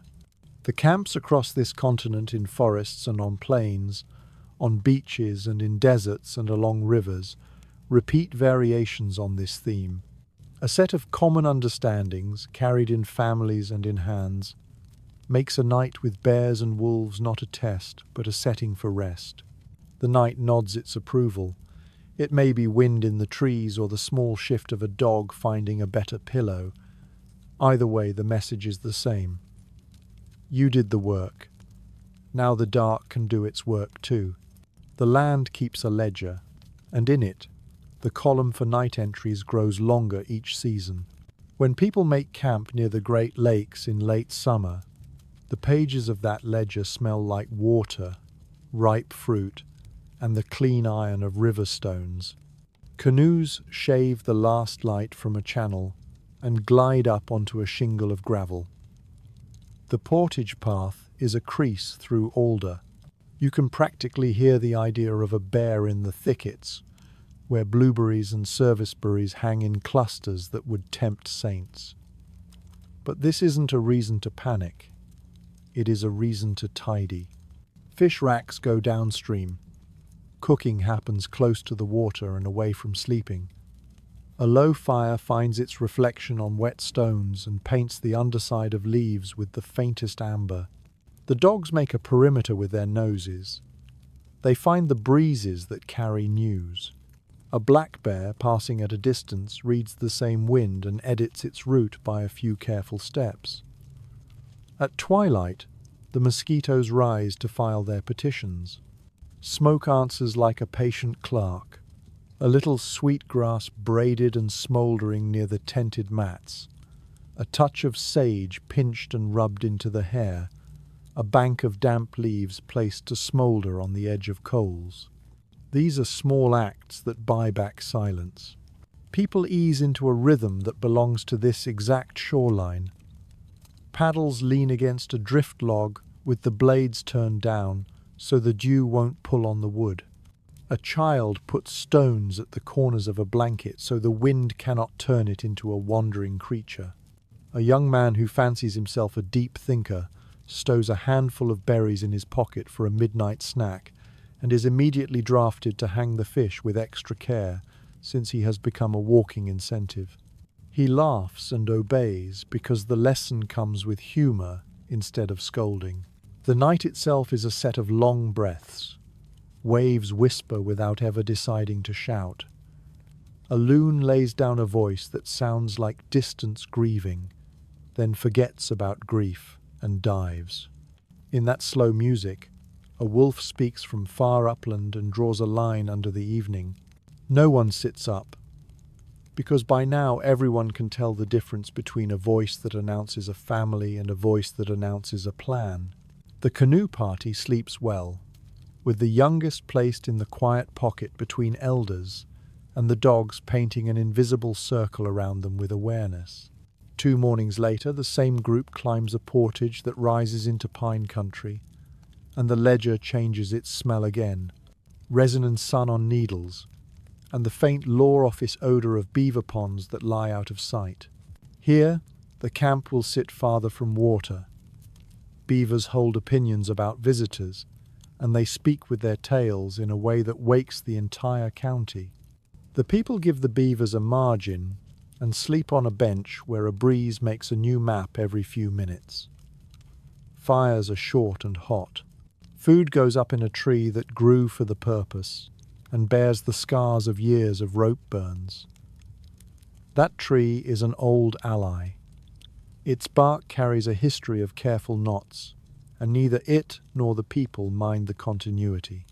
On the northern plains, when winter begins to dress the grass in glass, a different book comes out. Tippis rise where cottonwoods break the wind. The poles are set to carry a skin cover that learned the wind long before the people sleeping inside drew their first breaths. Lining cloth inside makes a chimney of air that draws smoke in the right direction. Beds are arranged so that elders keep easy access to warmth. Children have the pleasure of crawling into robes that smell like tanned hide and smoke and winter Sunday. Horses stand in a swale with their tails to the weather and their hooves on sound ground. Wolves work the edges of herds out on the prairie and sing along creek lines that run black and narrow. A camp is not a target in this season. It is a statement. We belong here, and we know how to act. On one winter night, a snow begins that arrives without drama and then keeps its promise until morning. People go out to shake the poles and relieve the load with long-practiced touches. A woman adjusts a smoke flap by the feel in her knuckles. The fire sits modest and generous. The dogs sleep with their noses tucked to their tails. The only argument is between a kettle that wants to boil and a child who wants to hear another story. Out on the same night, a pack pulls a deer along a draw and works at it under cottonwood roots where the wind cannot find them. 2 households share the same weather and keep separate tables. Rain has its own rules, and on the coast, those rules become the whole constitution. A longhouse takes water on its roof and lets it sing.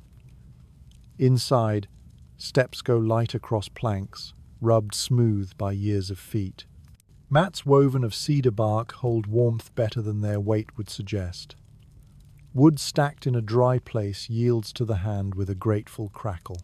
Food smells climb into the rafters and refuse to come down, which is their right. Bears on a shore where salmon run have other business and prefer to keep it. Still, watchers stand near doorways with eyes that like to learn. Fog changes every sound by half. A wave slap can pretend to be a footstep. A seal can pretend to be a small parade. Watchers learn the grammar, and sleep returns when everything goes back to speaking in its own accent. In the desert night, cool falls like clean water in a clay jar. A brush shelter, a hogan, or a bedroll on sand each has its own small map of comfort. Fires are tiny, stars wide. Coyotes provide running commentary. People lay rope lines for horses and check them as often as necessary, and no more. A horse tangled is a drama. A horse untangled is a lesson. Food smells die fast in dry air and float away where no animal reads them as an invitation. A bear here is a traveller between scrub pockets and cliffs, not a regular patron. Wolves are sparser, the distant cousins among pinyon and juniper, and their voices rise like threads rather than blankets. The simple business of building a sleeping place becomes an art when weather and animals speak at the same time. Moss stripped from a fallen log becomes a mat under a shoulder. Dry grass bunched beneath hips saves a spine from stones.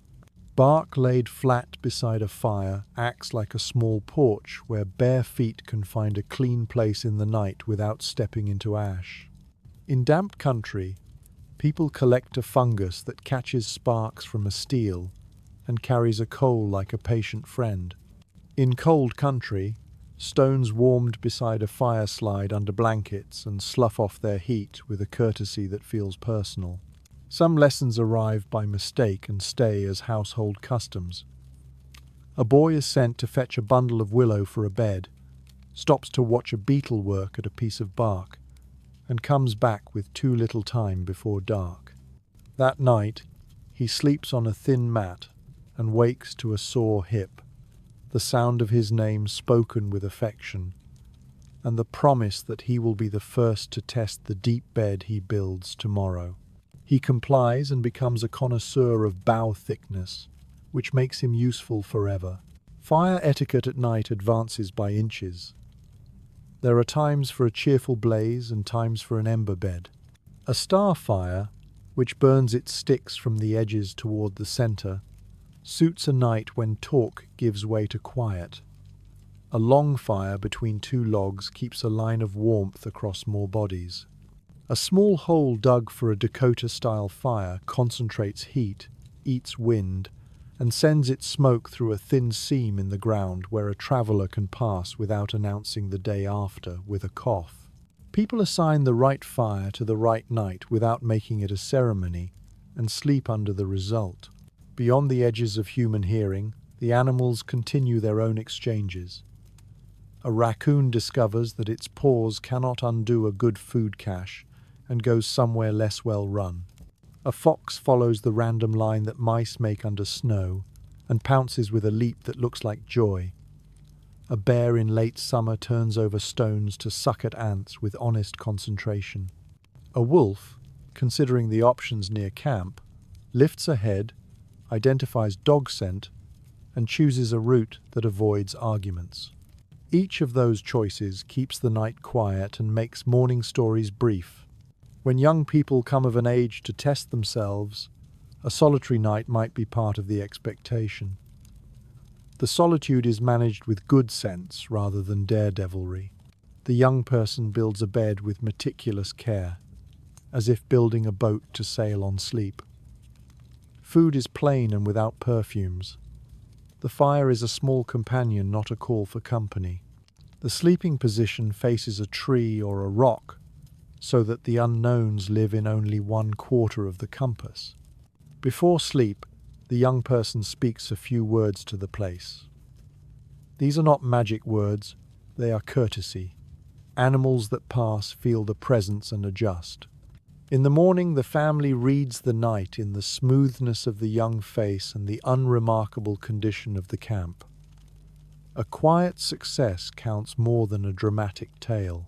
Dogs manage the boundary between wolves and people with a professionalism that would shame most officials.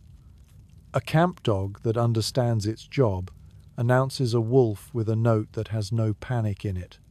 People answer the note with a light and a voice, not with a spear. The wolf takes the hint. Fights happen when someone ignores the flow of information.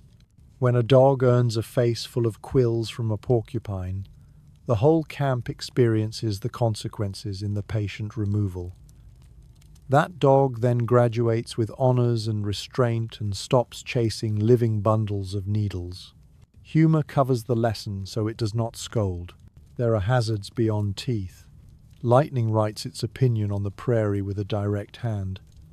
People pull flaps down tight and stay clear of tall objects. On water, the same rule becomes an urgency, and paddles rest while thunder speaks. In mountains, rockfall has a sound that is not thunder and not animal. The sound can wake a sleeper with a precise signature. A watcher learns to name it without waking the children, and then decides if any camp change is necessary. Often the answer is no. Naming alone is enough to release the heart from useless sprinting. Stories travel with camps and tangle themselves around the poles and the mats and the bough beds. One story comes from a berry ridge, where the late sun made jewels of the fruit. A woman with a basket tied around her waist stained her hands in a way that would do a painter proud. She returned to camp and scrubbed at the stains until her grandmother laughed and said that clean scent matters more than clean hands when bears are counting. The woman took her point and returned to bend over the river, scrubbing again with sand, then rubbing a handful of crushed sage through her fingers. That night, a bear passed at a distance, so civilized that everyone made a joke of it the next day. The woman held up her hand and declared that she possessed the least interesting fingers in the valley. The joke aged into policy. Another story belongs to a fish camp on a gravel tongue where a river swings wide. A boy learning to split salmon got carried away with speed and decorated the ground with tiny, bright scraps that glowed in the moonlight like coins. A raccoon came with a thief's eye and made notes. The dogs handled the first visit. The adults handled the second and found enough humor to teach without shame. The boy learned to work over a wide bark sheet and to sweep scraps toward a fire where the scent would be erased. He also learned that raccoons hold grudges for exactly one day and then move along to new opportunities if the old ones close. Sometimes the animals behave in ways that rewrite a page. A wolf with a limp begins to visit the edge of a camp with regularity, motivated by hunger and by a complicated path that people cannot know. The first nights are tests. People speak. The wolf leaves. On a later night, the wolf makes a closer circle. Voices rise with more weight. The wolf leaves again. After a week of this, the conversation becomes too familiar. People shift the location of the camp entirely rather than be drawn into a story that will end badly for the wolf or for the dogs. That choice seems cautious to some, but the elders explain that in a ledger of nights, one camp move is cheaper than the episode that would come if routine became invitation. The limping wolf looks for mice on a different creek, and the camp makes a note in the margin. Mercy for an animal is sometimes just the refusal to tempt it. Architecture is a sleeping partner in this subject. Earth lodges in river valleys hold families through deep cold. Their thick walls change wind into a suggestion. The smoke hole draws with confidence, and the beds around the inner curve catch heat like a bowl catches light. People can sleep there without thinking about bears or wolves because the barrier is solid. But even in such places, hunting seasons and travel bring nights outside. The same rules follow the people out of their houses like well-trained dogs. Distance from cooking, sightlines without surprises, respect for known animal trails, quiet voices. The best bed is the one that will be easy to leave without knocking over the world. Pit houses in the plateau country hold heat with gravity as an ally. A ladder through the roof entry teaches feet careful memory. In seasons of travel or harvest, brush shelters and open-air beds replace the pit house, and the old forms of vigilance return without anyone calling them ancient. A sleeping roll knows very well how old it is. It knows that last night is the only age that matters to it. Human bodies make decisions in detail that rarely get their own applause. A sleeper turns to put a hand on a knife in a sheath, not as a gesture of drama, but to confirm the world. The hand returns to a comfortable spot, and the person goes under again. Another person wakes and judges by ear whether it is time to add wood. The answer comes from the hold the fire has on the last log. If the log breathes steadily, the person rolls over. If the log speaks in thin, fast whispers, the person feeds it. No one needs to say anything. The room inside a lodge or the circle outside a fire never pretends that sleep is abandonment. It is a relay race with a smooth handoff. At large gatherings where many bands and nations meet, the night becomes a city of furs and bark and hide. The geometry of sleep takes on civic order. Outer rings where animals are kept. Middle rings where families set their lodges. Inner rings for common fires and dances and debates that stretch late. Predators give such places a wide berth. They read the traffic and decide to pass. The only animals that work such nights are dogs who busy themselves with patrol, and the occasional raven who pretends to be a council member and gets rewarded with a piece of something unimportant. People sleep in snatches and in full stretches. They wake with the same small checks and the same reliance on habit. Nobody loses a horse to a wolf on such a night. The wolves are telling their own news to each other far away. It helps to know that most animals are not interested in engineering problems. A good food cache is just that, a problem. A bear might invest a minute or two in a puzzle. A raccoon might invest 5. If the solution is not obvious, the animal will prefer a different camp where people have more ambition than practice. This honesty about animal motivation keeps the tone of the night reasonable. Only a few species, like the two-legged cousins who steal, will put in the work. For them, bells on horses and the slow, conspicuous movement of watchers are persuasive. Watchers who drift like ghosts and appear at odd times convince a thief that any plan will meet a person who is not asleep.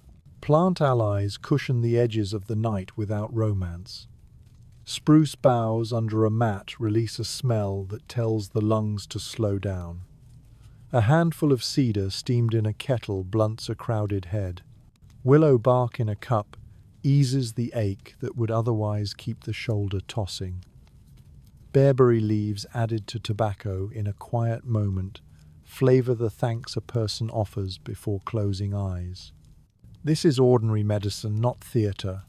It works away in the background so that animal worry does not get mixed up with muscle complaints and turn into the kind of stew that keeps a person half awake for no reason. There are parts of the continent where darkness is an enthusiastic negotiator, and others where light refuses to leave. In the far north, summer hands out hours as if it never learned to count. People squint at sleep the same way they squint at light. Hoods and hats are pulled over eyes. Mats are turned to cheat the angle of the Sunday. A purposeful ignorance of the clock takes over.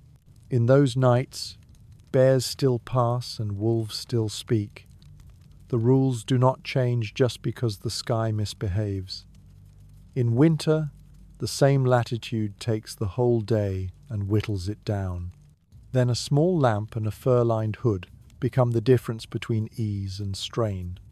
Dogs become more central to the calculus. A dog that lifts its head is a better sensor than any instrument a trader ever tried to sell. From time to time, the camp must shift because the ledger says so. A run of days with too many visits from animals trying their luck suggests that a bedding area holds too much history.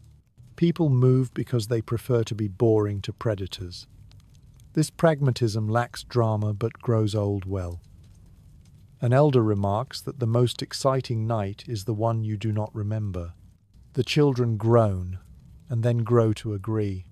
There is a practice that shows up in many places and wears different names. It is the act of declaring yourself human at the right distance and at the right moment. You walk into the idea of a bear, and you speak not to coax and not to challenge.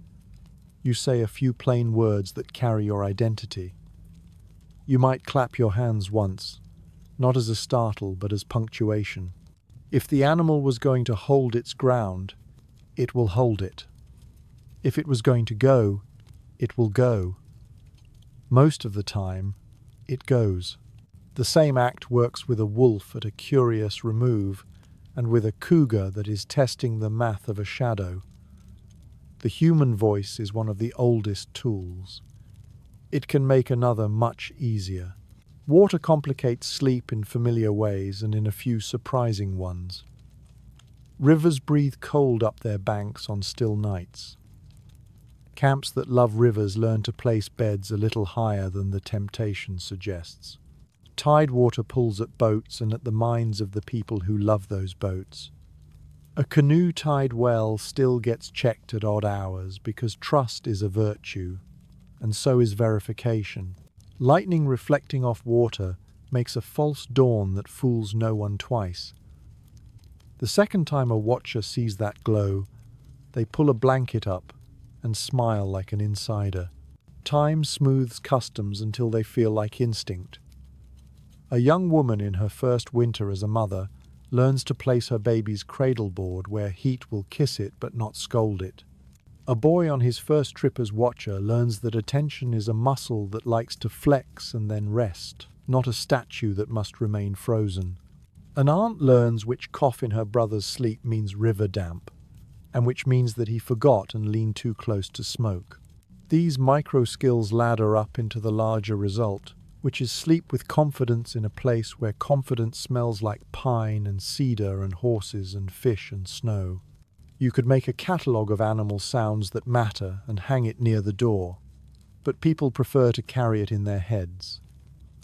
The swish of a bear in brush is slow and deliberate, and heavy in a way that no deer can imitate. The neatness of a fox at the edge of camp is the neatness of small feet that like to sneak. The hysterical energy of a raccoon sounds like a gossip who thinks itself a general. The double thump of a hare passing near the fire is a joke that repeats once and then goes away. When people can name these sounds, they can tell their hearts to save the sprinting for the run that matters.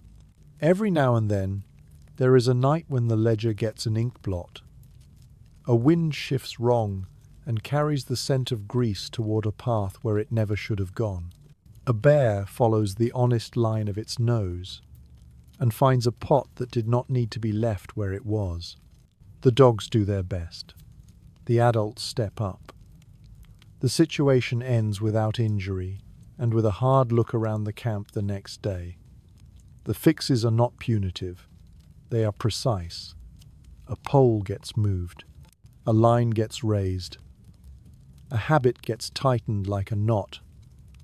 The story that grows out of it includes the part about what changed, so the next trouble of that kind cannot find fresh ground. Some nights are padded by song.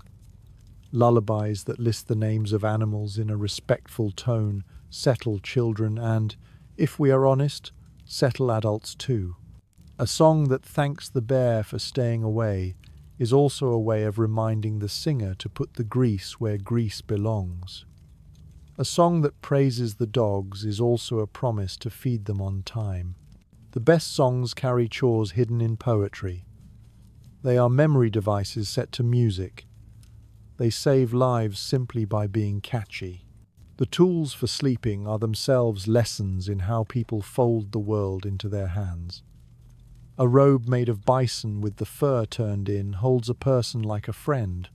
A blanket woven from rabbit skins sewn in rows traps the kind of air that carries warmth like a secret. A cedar bark rain cloak lets a person step outside at night without arriving back in bed like a soaked garment.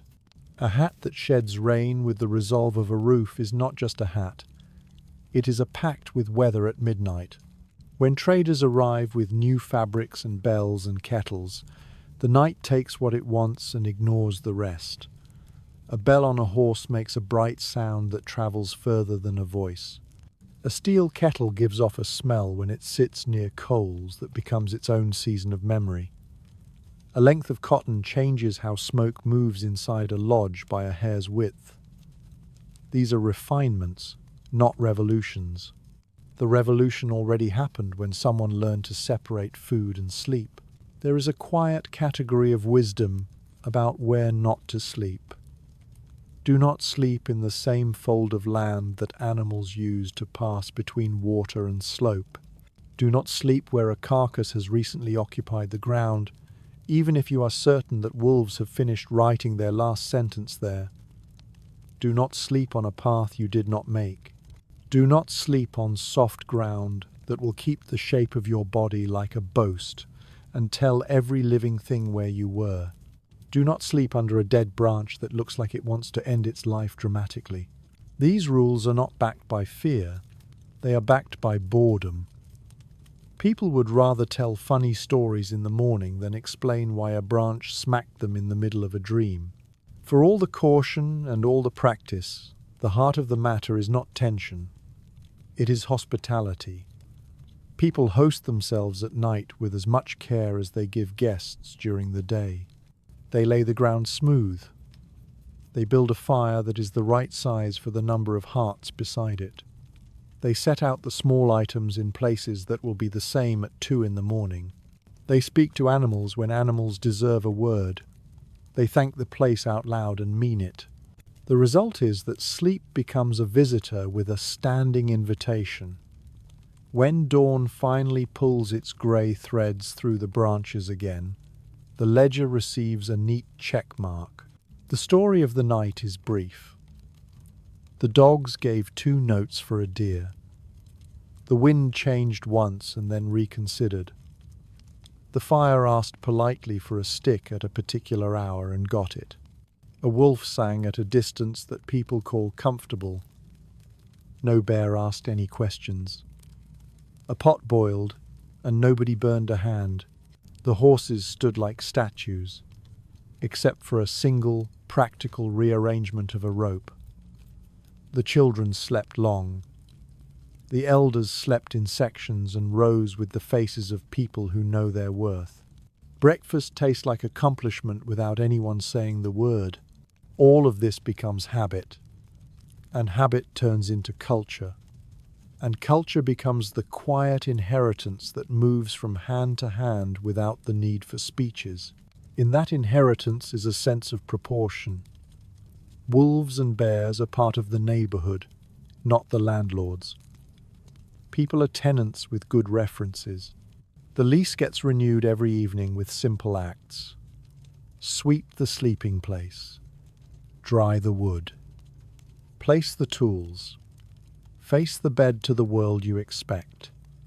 Tie the food where it belongs. Tell one true story. Sing one line that helps. Speak to the animals if they need you to, and not otherwise. Then close your eyes. The ledger of nights becomes very long. It includes winters under snow houses and summers on beaches of bright, shattered shells. It includes the cough of steam from hot stones and the glance of a watcher who knows every creak of wood in a longhouse. It includes the grit of sand in a bedroll after a desert wind, and the plush of moss under a shoulder in a north forest. It includes the time a young cousin set a pot in the wrong place, and the time an old aunt solved a problem that had not fully announced itself yet. It includes wolves that never came closer than a song, and bears that accepted the arrangement with the same practical courtesy a good neighbor brings to a fence line. There is a temptation to pick a single dramatic night and hold it up like a flag. Resist it. The wealth lives in the run of ordinary nights. The riches accumulate in the evenings when the fire behaves. The dogs do their jobs. The food keeps its distance. The blankets hold their warmth. The humans keep their agreements, and the animals keep theirs.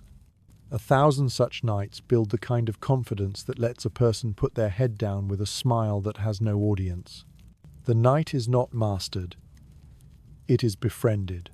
Late in the season, after many such nights, a cold front clears the sky, and the stars come out with an intensity that sets even the most practical heart to a small reverie. People do what they always do. They check the horses. They bank the fire. They speak to the dogs. They test the knot on the food line. They move a mat 3 finger widths to get out of a draft. Then they lie down. A wolf on a ridge notices the small flares of firelight and does nothing. A bear on a slope turns over a log as if it were part of a personal project. The night goes about its work with professional calm. In the morning there will be tea or broth or thick coffee made from roasted roots, depending on the nation and the mood. And there will be the sweet knowledge that once again the ledger holds a simple line. Slept well, kept our agreements, woke ready. By late autumn, the air carries the smell of iron and apples and wood ready to be split. People turn toward winter camps with a feeling that blends relief and focus. The land narrows choices in a friendly way. Rivers run low and cold, Grass goes to sleep. Bears build their quiet and choose a den with the certainty of a craftsman picking the right tool. Wolves tighten their family pattern and take advantage of deer that have made their own mistakes. In that narrowing, human sleepers feel the steadiness of a season that loves order. Sleep thickens and grows honest. Winter camps rise where wind can be moderated rather than argued with. Cottonwoods lean along frozen creeks. Pinelands make snow fall softer than open ground. Earth lodges or teepees or sod houses or plank houses show their best manners when the thermometer forgets ambition and drops. In some places the houses sit half in the ground. In others they sit proud on high benches to find Sunday. The important thing is that the smoke knows the way out, and the warmth knows the way to stay. People lay out their beds so that the smallest and the oldest are within a single arm of the richest heat. The watchers sit where a glance can take in the door, and the flame in one sweep. On certain nights when the moon shines like a clean bone, sound travels farther. The smallest knock on a kettle becomes a headline for nearby hills. Wolves on a ridge sing to one another, and the song seems close enough to touch. A person unfamiliar with this might feel their pulse quicken. A person raised under these skies rolls over, adjusts a robe at the shoulder, and thinks about which log to feed the fire in an hour. Familiarity is a blanket you cannot buy. Snow asks for different skills at bedtime and in the minutes before it.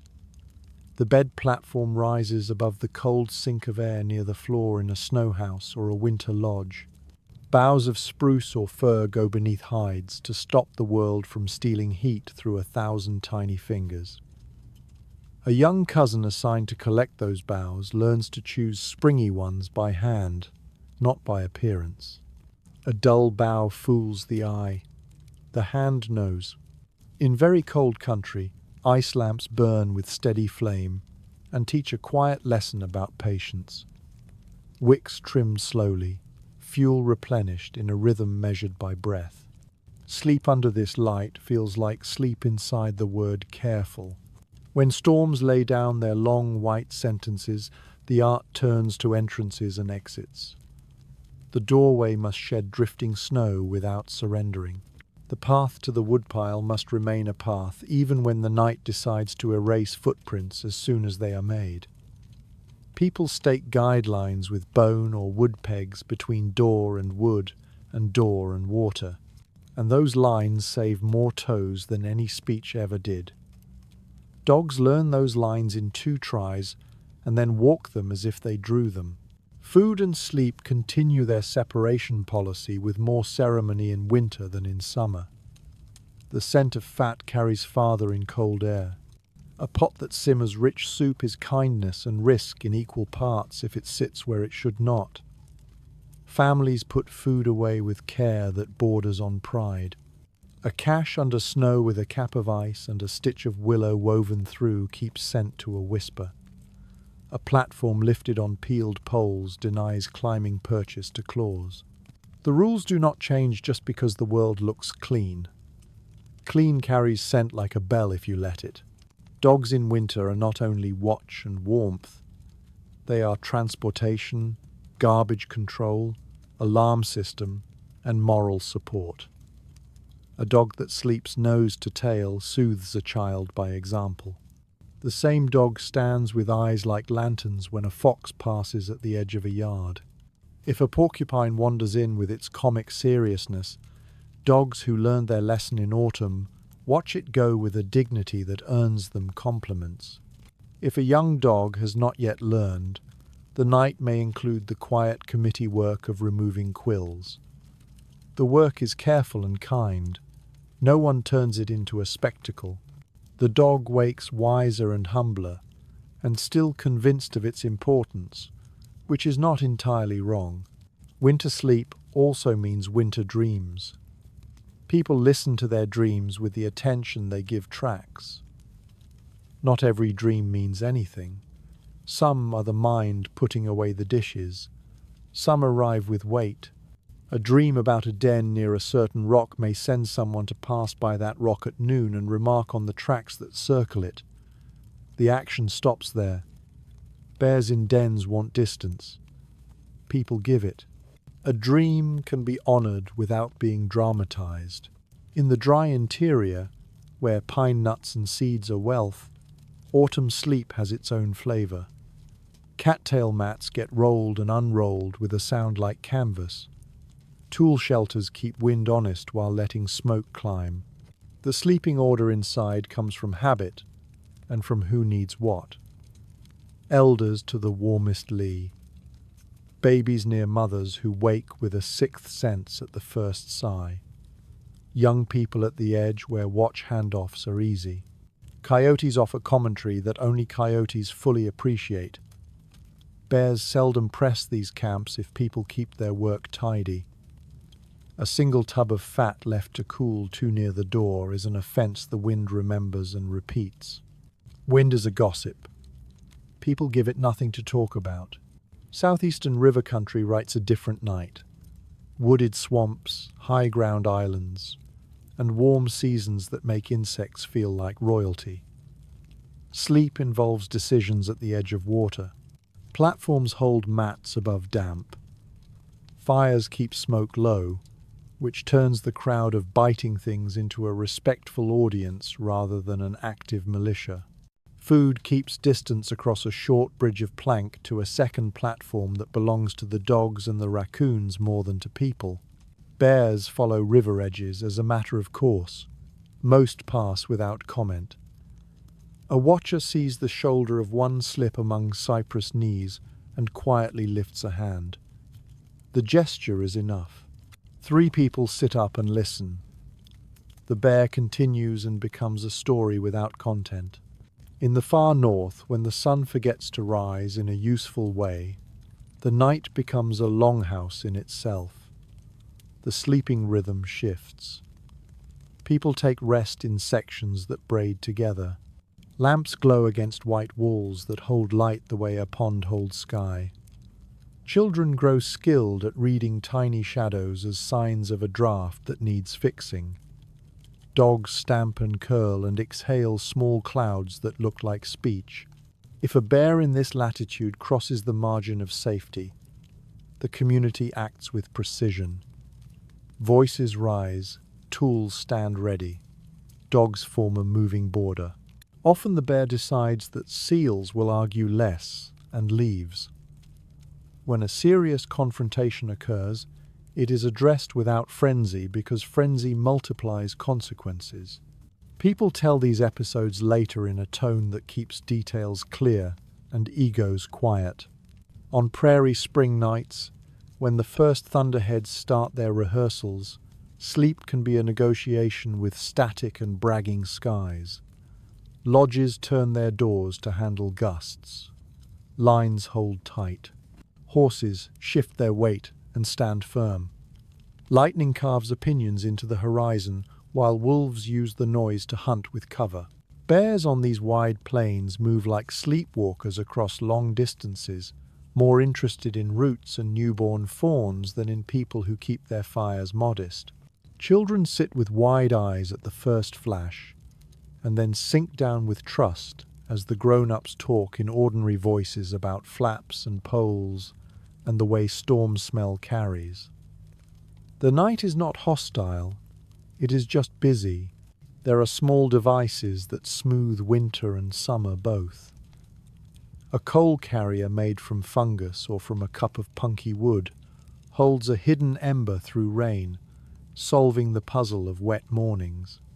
A length of braided fibre, hung with bits of bone or shell across a narrow path, warns without clamour when anything brushes it. A string on a kettle lifts it off the heat without burning a hand, and does not clink in a way that wakes the deepest sleeper. Craft becomes sleep. The teaching of children continues without lectures. A sleeping child learns without knowing that mats live in a certain role and ropes coil in a certain direction. The child grows to find their hands doing the same. A boy who once left his shoes open to spiders wakes one morning with a small guest and never forgets the lesson. He becomes the most reliable person at camp for turning shoes, a modest job with large effects.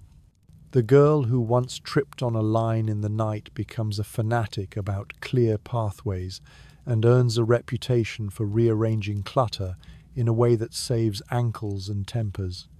These are community heroes whose names do not appear in songs. They have better things to do than pose. Hunters traveling light practice sleep as an art of control. Cold camping to avoid attention, they find brushes of shelter in small folds of land.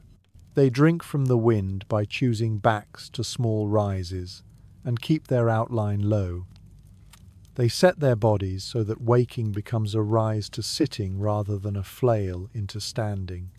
A sitting human looks larger to many animals and keeps the brain calmer. Their blankets smell like smoke on purpose, and their food is bland for the same reason. They choose stars as a clock when the sky is clear, and when it is not, they count breaths and listen for the moment when insects change shift. The change has a tone. It is enough. There are nights when camps grow into temporary villages with enough lodges to make a full ring as bright as the moon. In that light, the etiquette of sleep becomes civic culture. People move quietly. Songs settle down by an agreed hour. Dogs find their spots.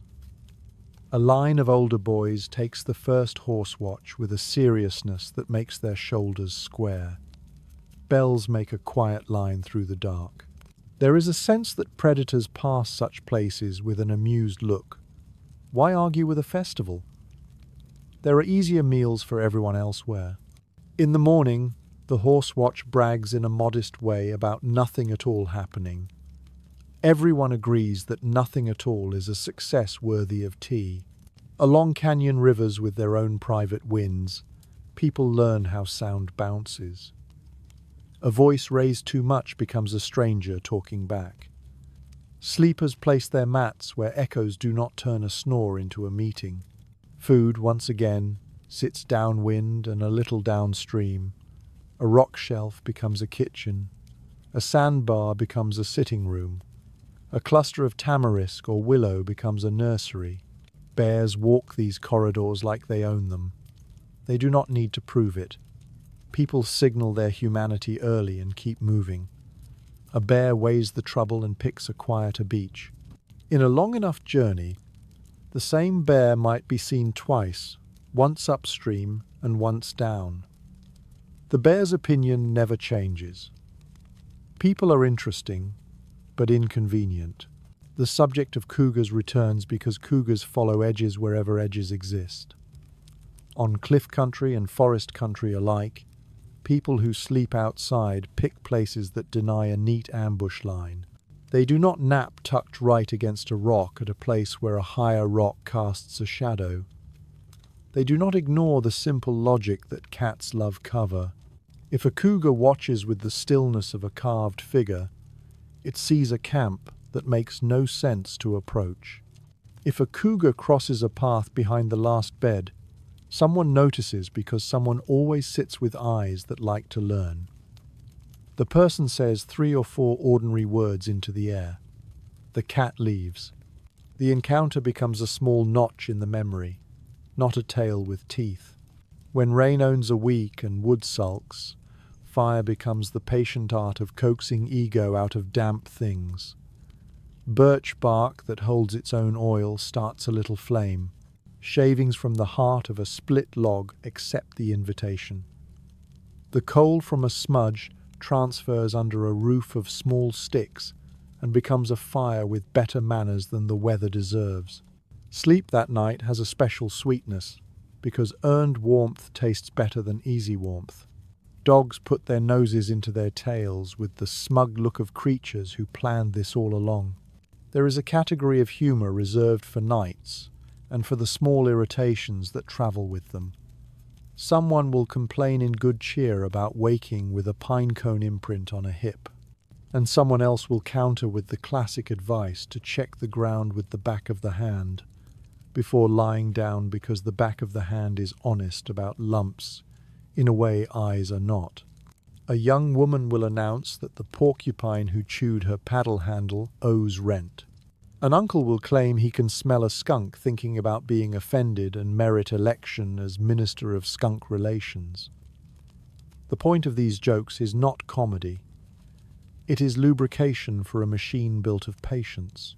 Trade and time add new material without changing principles. A strip of cloth from a trader becomes a draft snake at the bottom of a door. A copper bell makes a horse into a statement about where it is. A steel striker shortens the time between want and flame.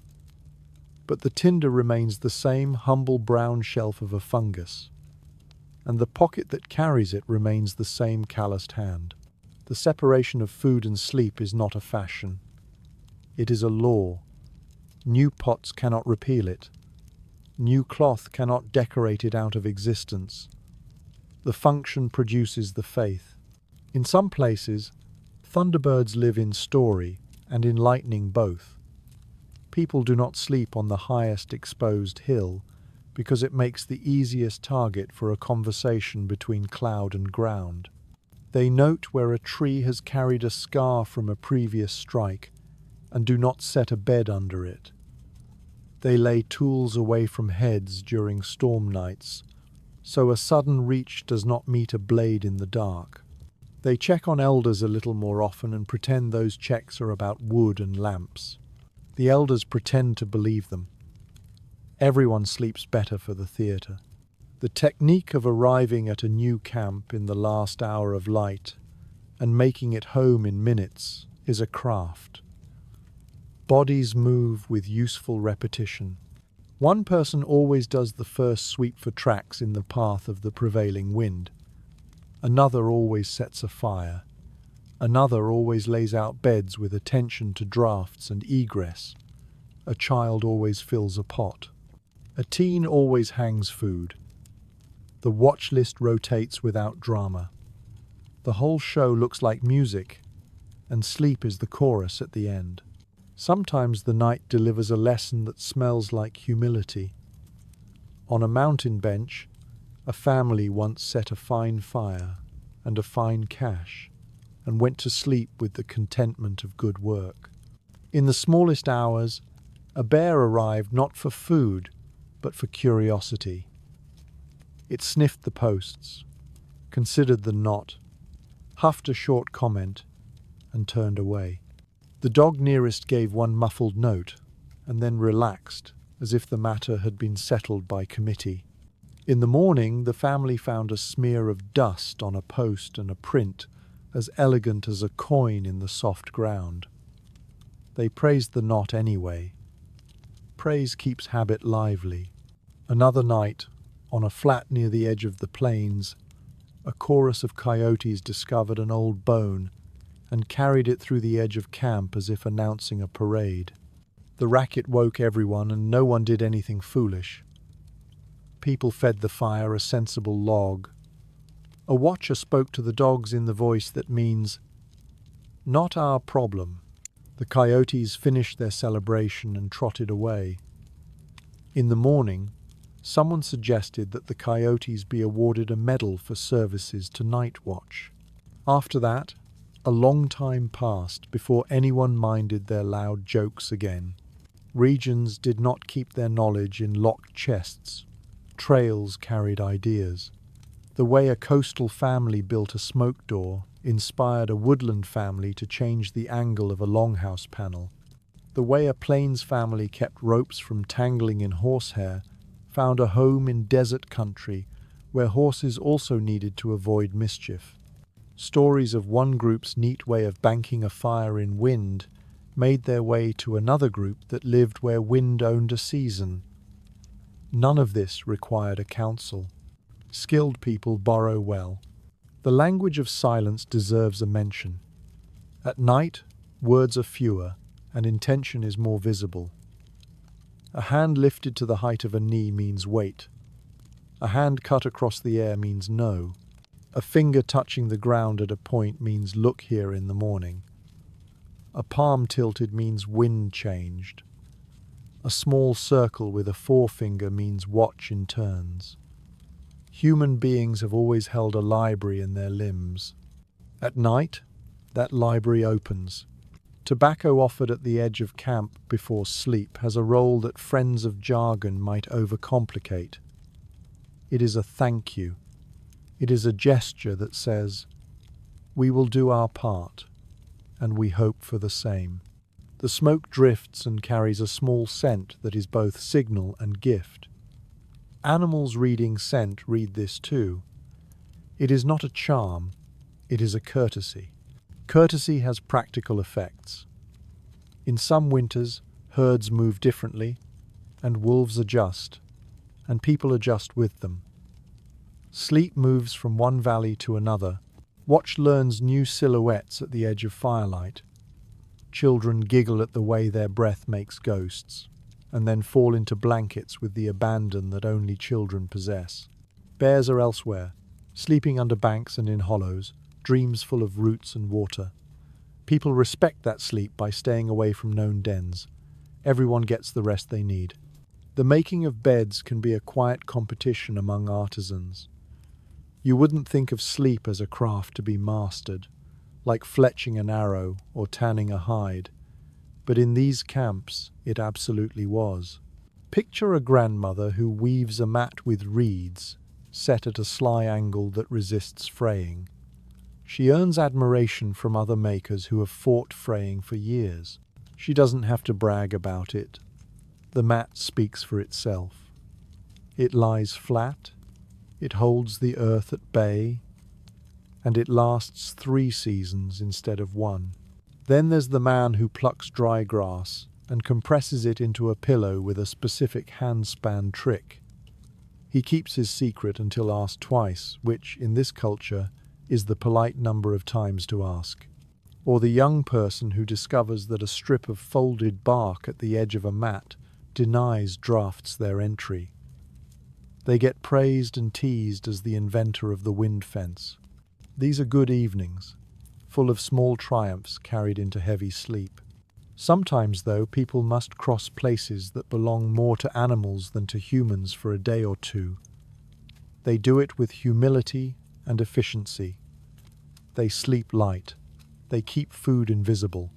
They move early and late and rest at noon. If a bear prints the mud, they note the size and the direction and the freshness and do not imagine more. If wolves paint the hillside with sound, they let the brushstrokes pass without adding their own color to the canvas. If a cougar writes the shape of a tail in dust, they accept the thesis and stay in the open. Animals accept the courtesy and the temporary neighbors, and the neighborhood stays civil. The catalogue of plants that share the work of rest grows with the map. Juniper-scented smoke steps between people and biting insects in canyon country. Sweet fern earns a place under bedding in northern woods, releasing a scent that tangles with dreams. Cottonwood buds give a salve that turns sore shoulders cooperative. Sage scrubs away the day and leaves the night with a clean face. Bearberry leaves become part of a mix in a pipe and turn a moment of thanks into a flavor that marks memory. These uses come from mothers and uncles and grandmothers and traveling companions, passed by hand without footnotes. Night watch is a school that never holds a graduation. A watcher learns that the difference between a stick falling in the cold and a footfall is in the rhythm more than in the volume. Gravity has a clumsy, random beat. Life has a cadence. The watcher learns that horses grind their teeth in a way that can sound, at first, like someone walking beyond the edge of camp. The watcher learns that an owl's silence between notes can be a period, or it can be a blank paragraph waiting to be filled. The watcher becomes a person who can fall asleep in 5 breaths and wake in 1. The watcher earns the right to be boring in morning reports. Nothing to note are the most valuable words a watcher can say. On a certain night in a mixed forest, with hardwood leaves papering the ground and the moon giving a modest light, a cougar took a deer not 40 paces from a camp. The noise arrived in one honest burst the sound of impact and struggle, and then quiet settled like lint. Watchers lifted their heads and waited to see if the story would ask them to be characters. It did not. The cougar finished the first part of its work and dragged the carcass away. People spoke one sentence to the dogs and one to each other, and no one turned the incident into a myth. Sleep returned because people had practiced returning to sleep after surprises. Practice is a tool you cannot see, but you will miss it if you do not make it. The final few details matter in any season. Feet want to be dry. Hands want to know where tools sit, even in the dark. Food wants distance. Fire wants shape rather than drama. Animals want roots. Children want little songs. Elders want their place by heat and the dignity to rise, often to add a stick. Dogs want a glance that says, "Job, well done." The land wants to be treated as if it has memory, because it does. None of this work asks for a raised voice. So night comes again with the reliability that makes gratitude easier. Horses roll, stand, and shake dust like rain. Dogs circle twice the way 1,000 ancestors circled. A kettle finds its confident sound. Wolves write one careful line on the ridge. A bear miles away removes a log with the same focus someone uses to untie a complicated knot. The air cools a little more. The fire lowers its shoulders and glows.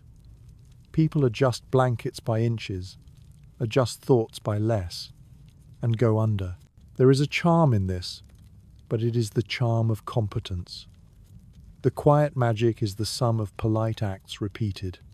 The best evidence that it works is the way a sleeper can half wake to the squeak of cold snow or the tick of a pot and smile before rolling back to dreams. The laughter in the morning comes easy. The stories do not need villains. The ledger gets another neat line that says, "Slept safely in a world full of teeth and wings and weather, thanks to ropes hung right, wood laid right, food stored right, voices used right, and respectful conversation with the dark. Centuries can change the furniture of a night without changing its manners. Horses arrive, and the dark makes room for hoofbeats. Iron kettles arrive, and the dark tolerates a new note in the smell of stew. Rifles arrive, and the dark reveals how sound travels across a winter plain at the speed of thought. Through all of it, sleep still asks for the same courtesies. Keep food where you do not dream. Keep voices where they do not invite confusion. Keep watch as if boredom were a craft, and you intended to master it. When horses fold into daily life, the perimeter of camp steps outward. The old circle grows new loops and lines. Picket ground matters more because hooves cut when they are bored and tangle when they are surprised. Bells appear, sometimes made at home from bent metal, sometimes traded. They sound like a spoon tapped against a cup. Wolves hear them and decide the dining room is elsewhere. Bears hear them and decide the main course is elsewhere too. A watcher pacing slowly becomes a watcher who drifts between horses, as if checking a fence that exists solely in the mind. Night grows this extra ring of attention without strain because the quiet logic is the same. Give trouble the least opportunity and the most distance. Trade alters the night by ounces. Cloth breathes differently from hide. It shifts the way smoke moves up a lodge and changes drafts by a small vocabulary. Kettles hold heat longer than clay and cool with a hiss that an old ear will learn to ignore. Coffee takes a turn at the morning pot and declares itself with a smell that will carry farther than anyone expects. Sugar enters the house and becomes the secret friend of bears who did not know they had a sweet tooth quite so human. So a new shelf appears farther from bed. A new cache goes higher. A new lecture arrives, framed as a joke, keeping sweetness where it cannot introduce itself to anyone with a nose that has all day to solve puzzles. The first time a winter night hears a rifle speak, the hills repeat it back with original opinions. Wolves keep their business, but take notice. Horses raise heads and measure the sound against the map of their fears. People adjust and remember the lesson taught by older tools. Noise cannot replace caution. You still bank the fire, and you still smother the scent of fat on cold air. You still place beds where a door is not an obstacle and a path is not a trap. Innovation that keeps you awake is not useful innovation. One winter, a traveling group moves across shortgrass country. A dozen riders, twice that many dogs with sleds waiting farther north, and parfleches strapped neat behind saddles. The sky is a silver lid. The wind comes from everywhere and from nowhere. They set their camp against a cottonwood stand that splits the wind into pieces small enough to ignore.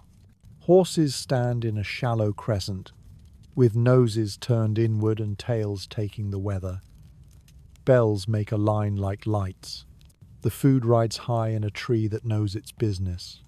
A watcher listens to the distant chorus of wolves working a deer farther down a draw, and thinks of sleep like a coin tucked under the tongue. The dogs give 2 notes at a fox and return to their own warm circles. The night writes this one down under normal, and everyone is secretly proud of how boring it is. A change of country turns instruction into surprise. Take an oak and mahogany scrub on the rim of a desert. A bear here is leaner and travels a wide map to knit together meals from grubs and acorns and patience. People coming through smell the difference in the night. The air has a faint bitterness of resin. Shadows are closer. You can hear a lizard shift sand and convince yourself it was news until you learn the scale. Sleep here leans against stone for a backrest and keeps the fire small, a candle for company. A young mother with a baby in a cradleboard sings once and then proves her confidence by lying still. She keeps a small throwing stick within reach and a measured voice, and has no need for either because everything around her reads the way she rests and decides that the easiest way forward is to let her keep it. North again, the Cedar Coast writes its longhouse lesson in rain. Storms arrive working like scribes, line after line. A plank wall accepts the recital and answers with drips that fall in predictable places. Inside, the smoke seeks an exit like a polite traveller. Sleeping platforms catch warmth and return it. Bears stay along river mouths where fish do the arithmetic for them. Wolves keep to the timberline and the tide line and pass their news with voices that might be sadness and might be simple competence. The watcher whose job is to love fog learns that fog makes a canoe sound like a large animal and a large animal sound like a flat rock sliding into water. This watcher becomes useful because fear needs a translator, or it multiplies. There are mountainberry years when bears move like a remark that keeps repeating, and camps act accordingly. A family sleeps on a ridge above a slope that glows with late sunlight and fruit. They place their food away from the berry line and cook where the wind gives no opinion. The first night, a black bear passes and stays as long as it takes to clean a bush with methodical grace. The second night, a grizzly moves below at the hour when everything smallest in the forest believes it has the world to itself. The dogs would like to hold a meeting about this, but humans vote first. Voices up and steady, no sharp notes, no invitations to test speed.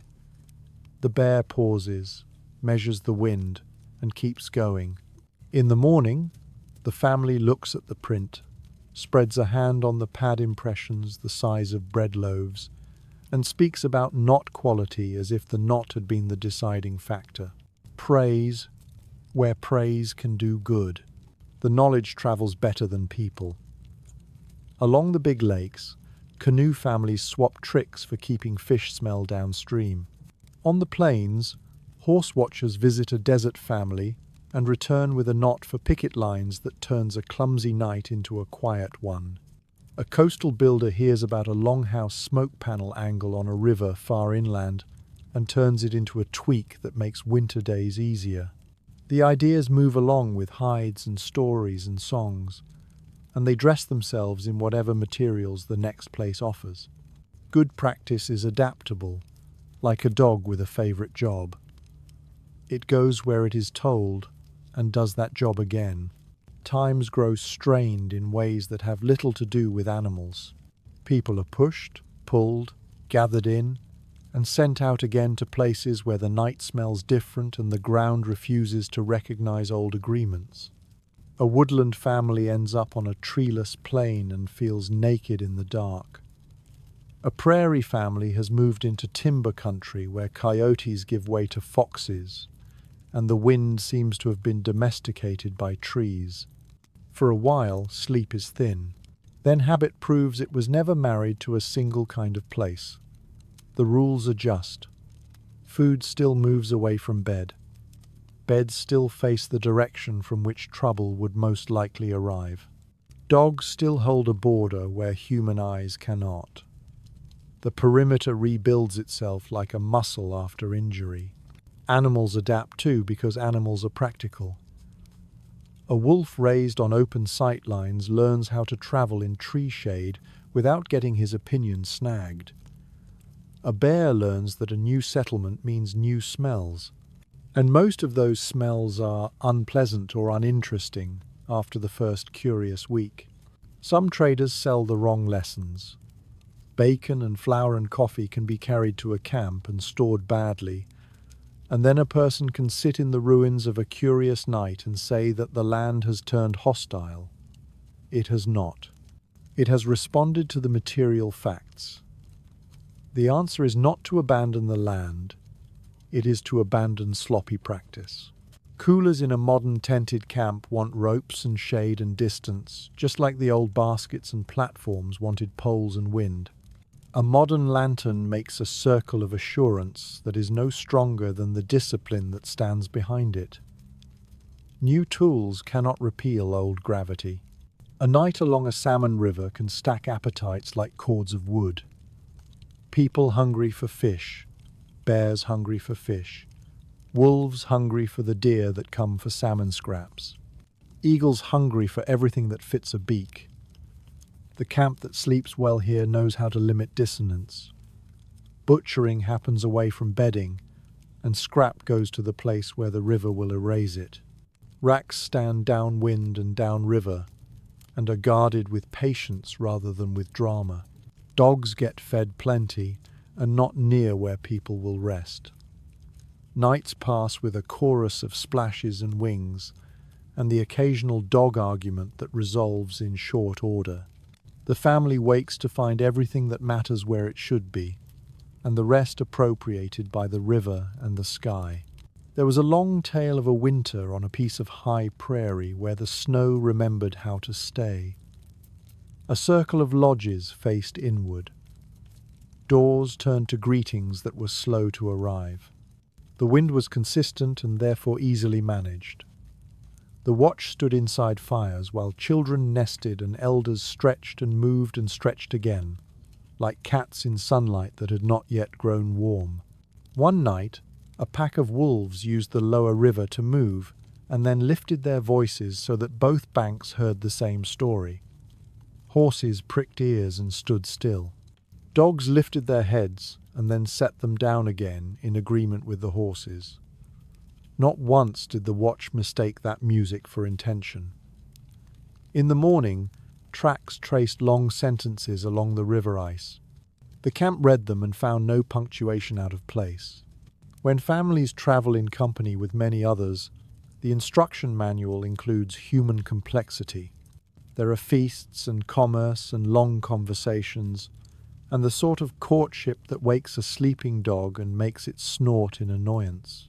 There are pranksters who tie a small bell to a friend's robe corner, and then pretend to be surprised when the camp becomes aware of the friend's every turn in the night. There are ants people who arm themselves with brooms and good humor and enforce night pathways as if tidiness were a religion. In a way, it is. The same system that keeps a walkway clear of toys and tools keeps a fire from meeting a sleeve, and a frightened child from meeting a pot in the dark. A hunter out alone finds a snow day in the timber that turns the world into a sheet of faint sounds. He sleeps early and wakes to the strange thought that he is being observed. He speaks one word. Human. The air does not object. The sound of a cat leaving a branch is nearly silent and somehow loud, and then the branch springs back with a soft complaint. He waits, still, hands where they should be, and the night puts the event away. It was a representation by a neighbor who decided the house was occupied. He lies down again and sleeps, because the world has delivered its memo, and the rest is not his assignment. Another family travels along the shoulder of a mountain to reach a valley where trade is good. They find a flat with old fire scars and a patch of soft ground where someone slept last season. They choose a harder spot with a breeze instead. They have a rule that the path of least comfort can be the path of most success. At dusk, a bear passes along the old slick spot and leaves prints there as if signing an attendance sheet. The family counts toes and distances and eats in a place that the wind is in love with. The bear does not visit the wind. There are nights when human danger replaces animal danger. A stranger approaches with disrespect in the tilt of his shoulders. The night watch answers with clarity at a distance. Voices converge, not with anger, but with presence. There is food offered without flirtation. There is company offered without intimacy. The stranger reads the language of a camp that never truly sleeps and chooses a different road. The dogs sit with chests out and take credit. They are not wrong. Periods of forced quiet plant seeds that sprout later. People who are told not to speak their language sing to their children anyway, but softer. And the songs go to bed with those children and wake up in grandchildren who hum while tying a rope above a cooler or moving a pot to a better place. Knowledge persists by being useful. You do not have to call it tradition when it keeps you from inviting a bear to breakfast. You can call it the smart thing you always do. Modern camps along rivers in summer look different and behave the same. Nylon tents bow to the wind with a politeness the wind seems to appreciate. Coolers sit in the shade wearing ropes like belts so that they will not stroll in the night. Stoves hiss like modest dragons because smoke finds some people less charming now, and a little dragon can roast good food without broadcasting perfume. Dogs wear lights on collars and practice their ancient job with modern jewelry. Children lie between adults and sleeping bags that whisper with every turn, and wake to learn that whispering is also a language of safety. Bears and wolves continue as they always have. A bear will take exploration as a hobby if wisdom does not stand in its way. A wolf will advertise a family's well-being at midnight and consider the conversation closed. A particular story from late summer in the foothills makes the kind of point that does not need underlining. A small group set a camp on a bench above a creek. They kept cooking below the bench, stored food high in a spruce, and slept with a view of their path. In the middle hour, a grizzly with a coat the color of wet straw arrived and stood so close that the sound of breathing was a lesson on what lungs can do. Dogs warned in voices that contained respect. People rose without haste. One set of hands went to a bundle of green boughs and lit them to make a new smoke. Another raised a rattle that had lived in a bag for exactly this kind of moment. Rattles are not magic. They are punctuation. The bear read the sentence, felt the weight of many calm eyes, and left by a line that did not cross any sleeping place. At first light, the group moved without comment to a different bench and spoke afterward only about the quality of the spruce chosen for hanging food. Praise, again, is how you feed habit. Night across Muskeg has its own policy manual.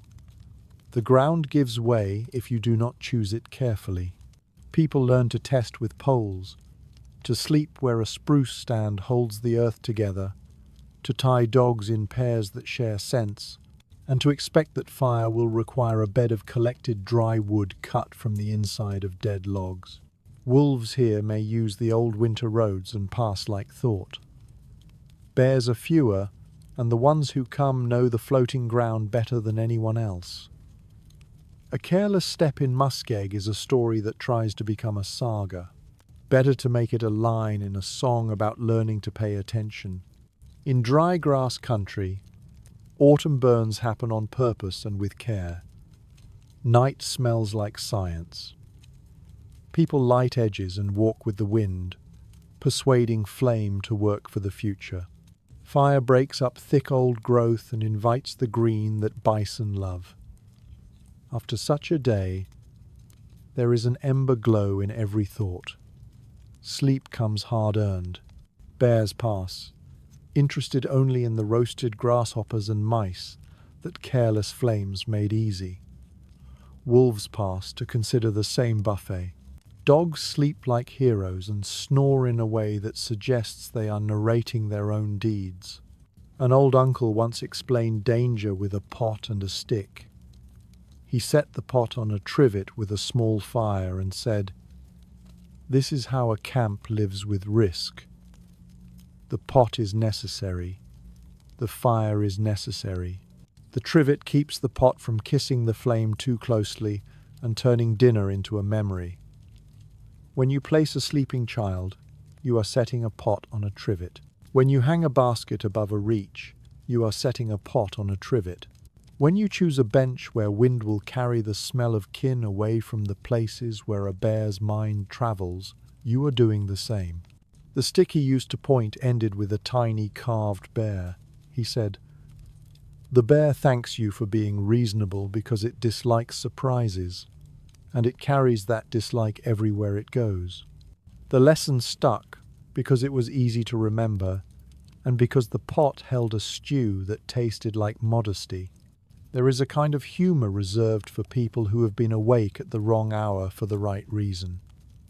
A watcher will say that a raccoon practicing burglary deserves a lecture on ethics. Someone will answer that raccoons teach ethics by negative example, and are therefore professors who should be paid in empty shells. A horse will test a knot and fail, and accept the failure with grace, then test it again in an hour with exactly the same result. People learn to tie in a way that makes repetition pointless. The horse looks aggrieved and is forgiven with a handful of grain in the morning. There is no malice anywhere in this exchange. Malice is not useful in a night plan. The child's view of a safe night deserves its space. A girl listens from her bed and learns the categories of noise by cadence. She names the low roll of a river under ice as the sound of a heavy thought becoming a good plan.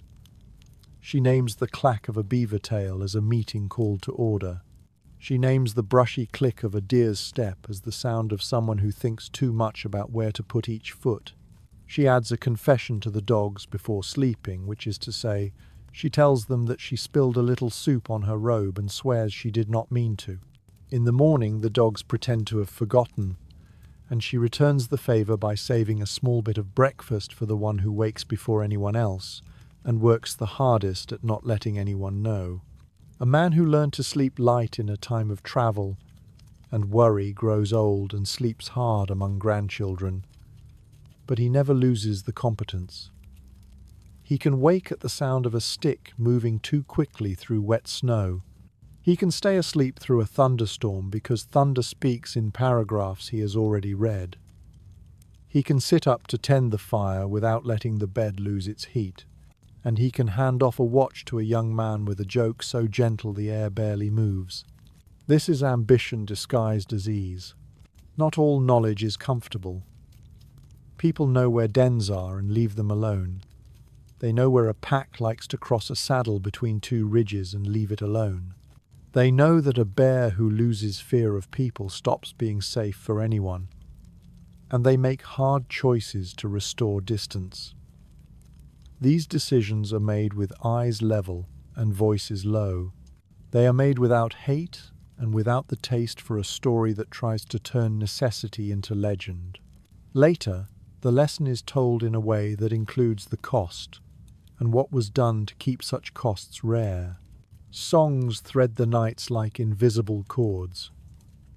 A lullaby names animals as neighbors and thanks them for minding their own houses. A work song about woodcutting includes a line that reminds the singer to check the sparks for wind direction. A night song about stars includes a verse that tells you which one to watch as it moves along the top of a pole, so you will know when to wake the next watcher. This is art used as equipment beauty, treated like a tool and sharpened in the same quiet way.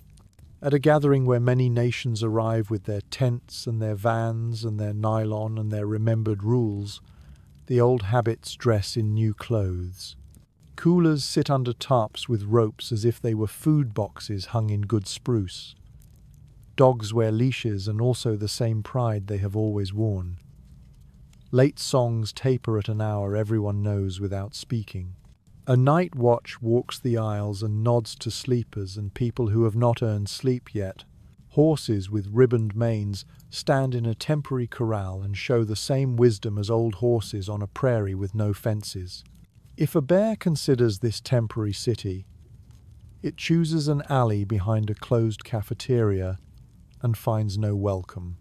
If a wolf considers it, it chooses the far hillside and discusses with cousins how human cities smell like rain, trying to remember how to be water. A spring flood can turn sleep into a math problem that is still enjoyable to solve. Families camping along a bank wake at the sound of water asking for more room. They lift bedding and poles and boxes and move 20 paces uphill and set everything down in exactly the same layout they had below. Dogs approve the new borders. Children marvel that their bed now has a better view. A bear downriver discovers the old fire ring half drowned and blinks at the new arrangement. Wolves take the high bank as a matter of course and pass with barely a glance. Morning finds the camp unrumpled and the ledger of the night with a note in a margin. Remember to read water like you read tracks. In a high valley where summer is brief, dusk brings a clean cold that peels paint off careless thoughts. People there drop their shoulders and work through the sequence with no shortcuts. Wood cut and stacked, stones warmed and slid under bedding, grease rag washed and hung, food sealed and lifted, watchers chosen and not dignified with speeches, dogs fed and thanked, children counted, doors set, fire banked, hands washed, songs sung, breath taken, sleep accepted. A bear on the far slope makes a version of the same list that includes a log and some ants, and a plan for dawn. A wolf on the ridge marks a post, and checks on pups, and returns to the pack with the walk of an accountant who has balanced the page. Some families kept a pouch at the door that held 3 things everyone could use in the night: a tinder fungus, a small rattle, and a length of twine. The fungus made flame when flame was needed more than noise. The rattle made noise when noise was needed more than flame. The twine made order when order was more needed than either. Children were allowed to touch the pouch and asked to put it back exactly as they found it. This took no speeches. It took 2 tries. The 3rd try lasted a lifetime. There is a larger truth tying these nights together that does not need a special word. People did not sleep in a world of enemies. They slept in a world of neighbors. Bears and wolves were not domestic, but they were legible. The rules for being good neighbors are older than baskets. Do not surprise. Do not steal. Do not advertise what will cause trouble. Do your share of the sweeping. Speak early if you must speak at all. Let distance do its good work. The animals follow most of these rules too. The ones they break because they are animals. People forgive those breaks and correct their own.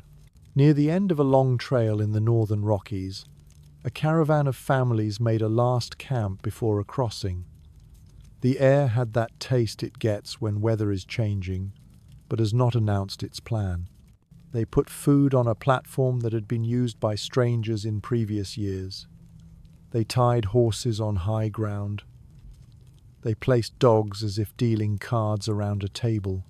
In the early dark, a grizzly approached with the gravity of a boulder rolling slowly uphill. It stood below the platform and inhaled. The platform held. The knots held. Voices from several points rose like the edges of a basket. A rattle spoke its punctuation. A green bough smouldered a message whose alphabet is older than steel. The bear considered, walked a semicircle that respected horses and dogs and people, then left along a path that the wind had not painted with dinner. At first light, no one told a story. They moved the camp 100 paces and left a bundle of older shavings under the platform where it would catch the next person's eye, like a note that reads, "Do this, and you will sleep." The set of small motions that keeps the night friendly accumulates until a child believes this is how things have always been and should always be. The child is right, within the borders of sense. Being old in such a world means you have slept near thunderstorms and salmon runs and berry slopes and deserts and longhouses, under tipis and in hogans and beneath brush lean-tos and inside sod houses and snow houses. It means you have been watched by wolves more times than you counted and passed by bears that left no impression but a print you thought was elegant. It means you have done your chores so many times that you have become the kind of person who sleeps because sleeping well is the prize for living well. Night is going to arrive again, and it is going to ask the same questions in a slightly different order. Where will you place the things with smell? Who will hold the hour when the fire thinks about being lazy? What will you do if the wind changes its mind? How will you tell a raccoon that you admire its hands but not its ambition? How will you tell yourself that you know these answers? People who live close to land answer by example and then lie down. In the distance, a pack raises voices in harmony and keeps it for a while. Somewhere else, a bear tips a log and is satisfied by ants. The dogs shift and settle. The last kettle breathes out one soft note. The stars begin their practical work of being a clock. The ground remembers every hand that smoothed it. Sleep finds what it needs and does its job. The quiet knowledge moves with people as if it were a second skin they carry. On a late summer evening, a line of families crests a low ridge and looks down on a river that loosens its shoulders into a broad meadow. The stones look clean. The cottonwoods lean in as if they're thinking. Tracks stitch the damp places, deer, raccoon, bear, and between them, the straight, purposeful script of wolves. The decision is not whether to sleep here. The decision is how to make this place simple. Camps rise with the same modest choreography that has worked for as long as anyone can remember. Beds are set on the high side of a breeze. A cooking corner is nudged well away to let the river and the wind carry the perfume of dinner downstream. Food is hung in trees that already know their jobs, their bark scuffed high by rope from other seasons. Horses pick at grass that remembers hooves from other years. Dogs place themselves where eyes are few and noses can do better work. Children run the perimeter like inspectors and report back.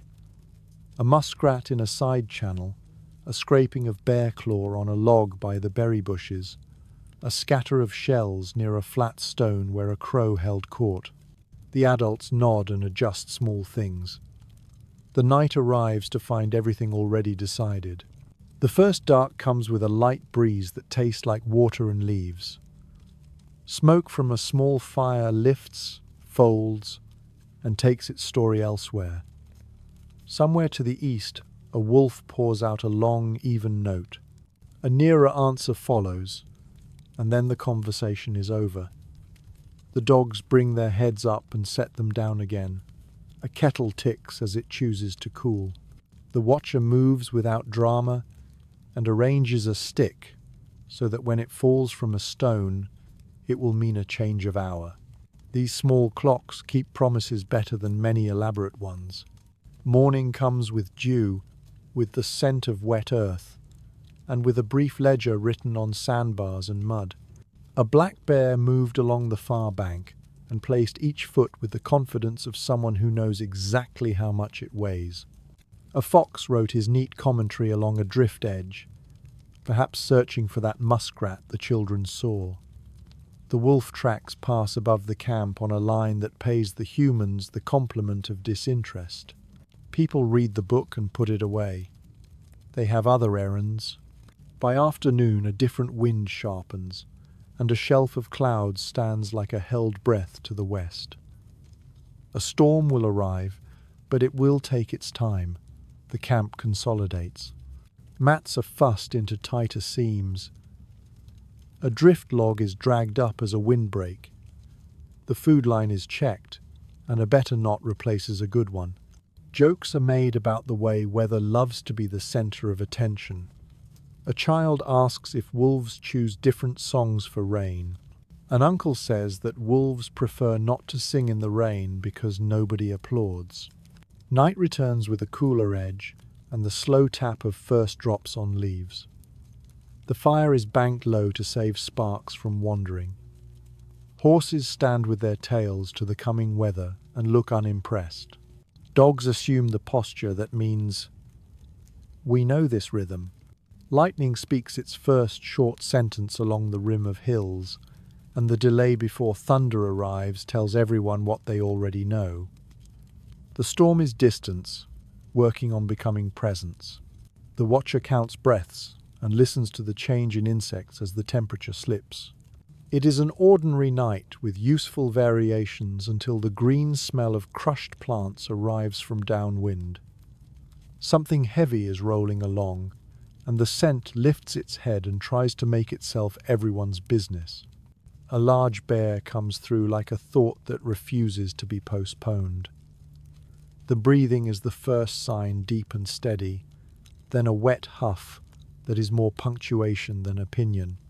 The dog nearest gives a tone that is not for rabbits. People sit up without noise.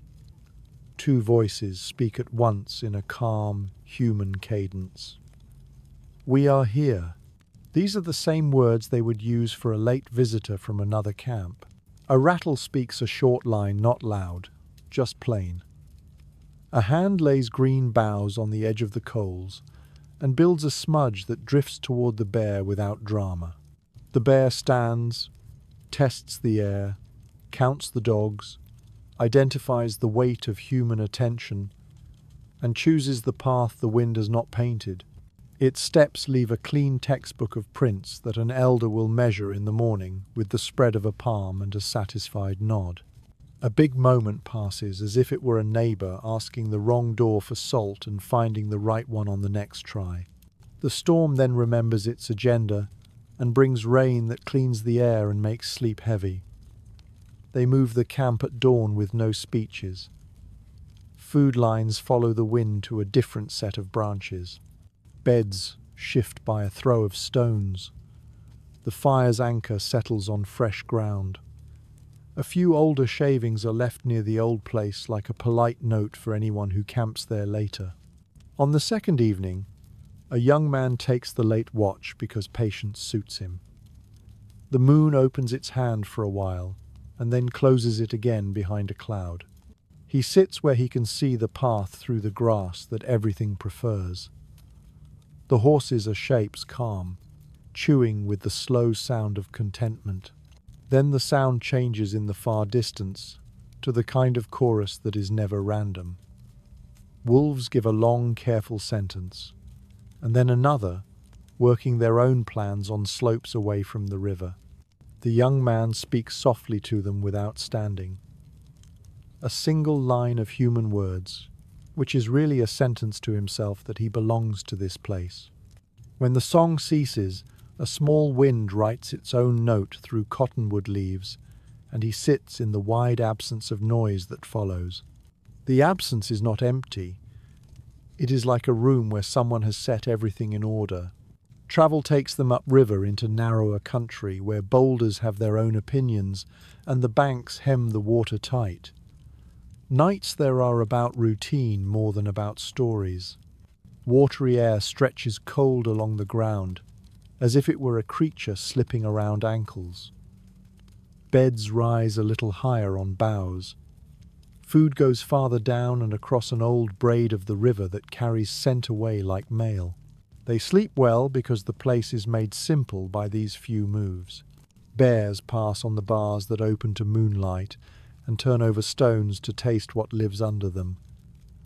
Wolves write quick lines up and down the side drainages and carry on with their separate hunger. The camp spills no scent where it sleeps. There is nothing to negotiate. Far north, in a season that bleeds light slowly out of the day until it is careful with itself, people settle into a low house where sod and wood have decided to be partners. The roof carries a weight that would make a plank cry in summer, yet it sits smug under winter's hand. Lamps throw a humane light that makes faces look like themselves. Dogs stamp at the door and curl into commas and breathe sentences everyone can read. If a bear in this latitude crosses the idea of the camp, the response contains a different set of tools because the animal is different by an order that numbers cannot explain. Voices still rise early. People stand where they should. Dogs draw a moving boundary that prefers to be observed rather than tested. Most nights, that is the end of it. The bear takes its large thoughts elsewhere. On nights when more must be done, the action is direct and adult, with as little drama as the situation will allow. The story told later is plain and includes what was risked and why it had to be. People listen without applause and take the lesson in the tone it was offered. In a winter of hard cold farther south, a group builds a quinsy with patience and laughter and the kind of argument that makes craft better. They let the mound settle before hollowing. They cut a vent for breath. They lay sleeping benches above the floor so that cold can fall away from faces. An older woman shows a trick with spruce boughs that turns a prickly bed into one that holds a body as if it had memory. That night, the snow outside scrapes under the wind and makes a soft talk like bees in a wall. A fox puts prints near the door, pours out curiosity and leaves. The dogs do not bother to comment. Wolves pass at a distance across a line of willows where a rabbit keeps its own calendar. A child wakes, listens, and decides that winter's voice is friendly when it has good manners. She sleeps again with one hand on the fur that keeps her warm. A hand that will remember the exact weight and scent of that fur 50 years later in a different house when she teaches someone else where to place a bed. There are years when travel is forced by reasons that have nothing to do with seasons. People are made to move. They take the habits in their fists as if they were embers, and they blow those embers back into flame in new places. In a government allotment field next to a thin windbreak of half-grown trees, a family ties food on a line between two cheap posts and sleeps upwind. Their dog alerts at a raccoon with academic zeal. The family speaks the old words to the old night in a place that is not old to them. A bear comes through once and never returns because there is nothing here. He wants more than the apple drops in the small orchard behind a house that smells like bins of sugar. A wolf crosses at edge dawn and leaves a neat signature in dust with no flourish. The family notes it and marks a page in their heads. The ledger adapts even when hearts complain. Modern gear adds different textures to the same plan. A cooler sits in the shade wearing a rope like a belt, and the rope stretches to a high branch. A nylon tent breathes in and out and swallows wind in silence. A propane flame hisses and cooks without flinging scent into the world like a herald. A headlamp makes a small blue circle. A dog wears a collar that flashes like a slow star and posts itself a modest distance from sleeping bags that make their own winter sounds. Smoke from a pinch of sage still drifts at a door, not because smoke is a charm, but because it rearranges the small court of insects that convene when a light is on. The rules do not congratulate themselves for being ancient. They congratulate themselves for still being useful. One late summer night, a family with 2 children and a grandmother makes camp near a lake where the pines lean toward the water as if they are thirsty. The day has been polite. The fish were willing. The wind kept the bugs from swarming, and the food is tied high. The fire is down to a tray of coals, and the dogs are back in the habit of being clever. Somewhere after midnight, a bear walks the shoreline collecting news. It finds the idea of the camp and comes to see if the food ideas are as interesting as the location. The first sign is the core-deep sound of breath where breath should not be. The dogs give voices that sound like low notes played on an instrument that never learned to brag. The adults stand. The grandmother, who has stood at 1,000 different doors in 1,000 different nights, says 2 words in a normal tone. The mother lights a tight bundle of green needles and adds it to the edge of the coals so that smoke will choose the shortest path to the nose that is conducting this inspection. The father speaks a clear line. We are people. The bear studies the scene.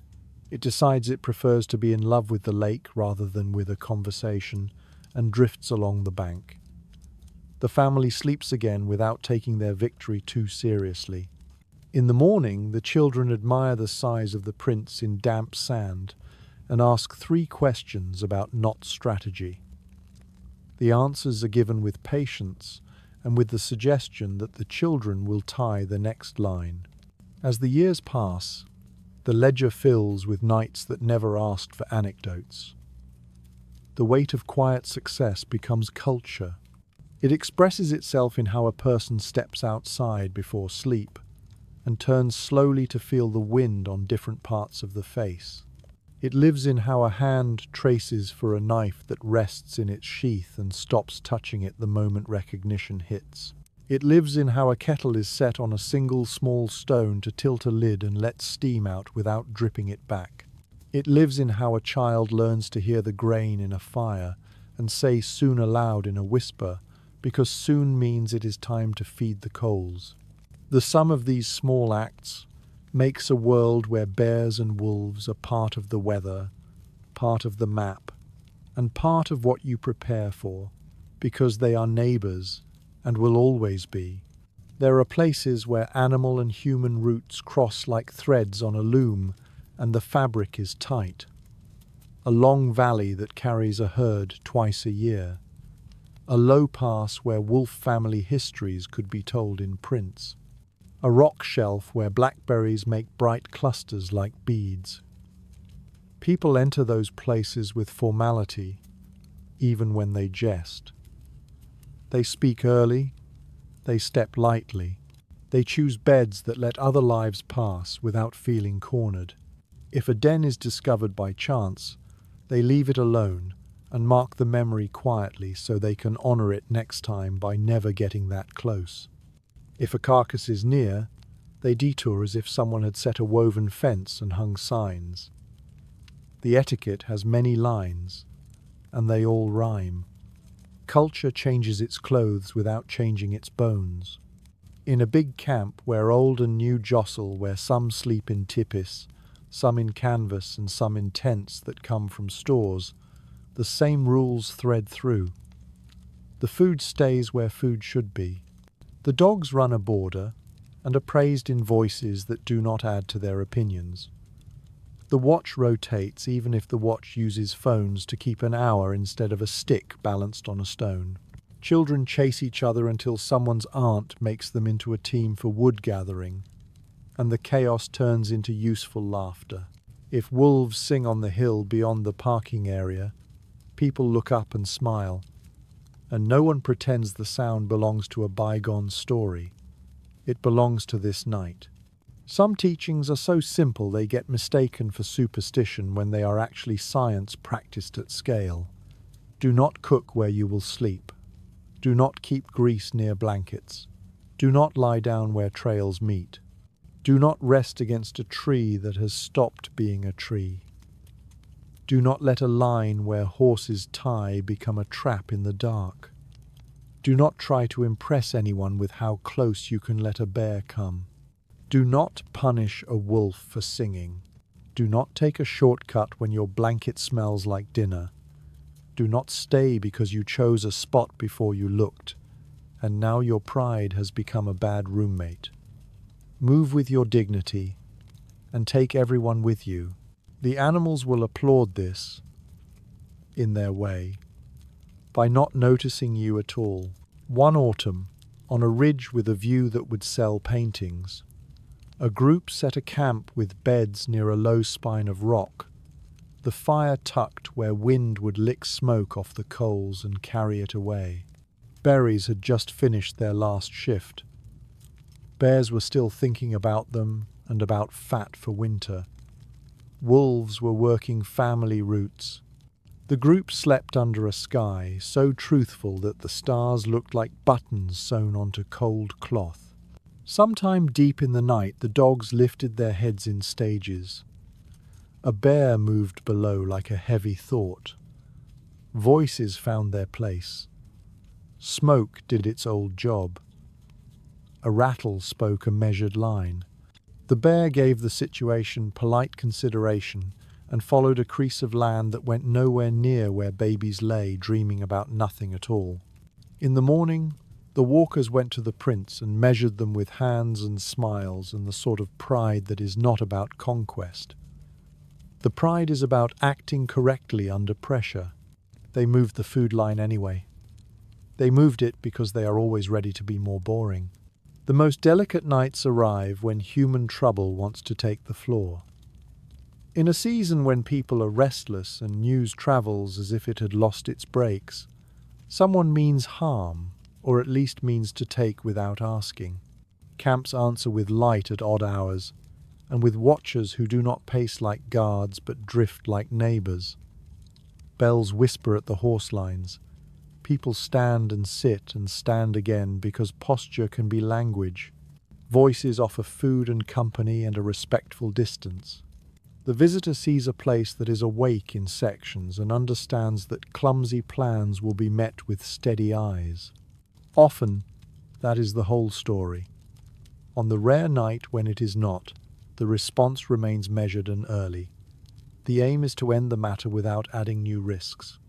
The morning after is about repair, about resetting a line, about putting a bed back where it belongs, about eating together, and about being grateful that no one tried to be dramatic and all of the consequences stayed small.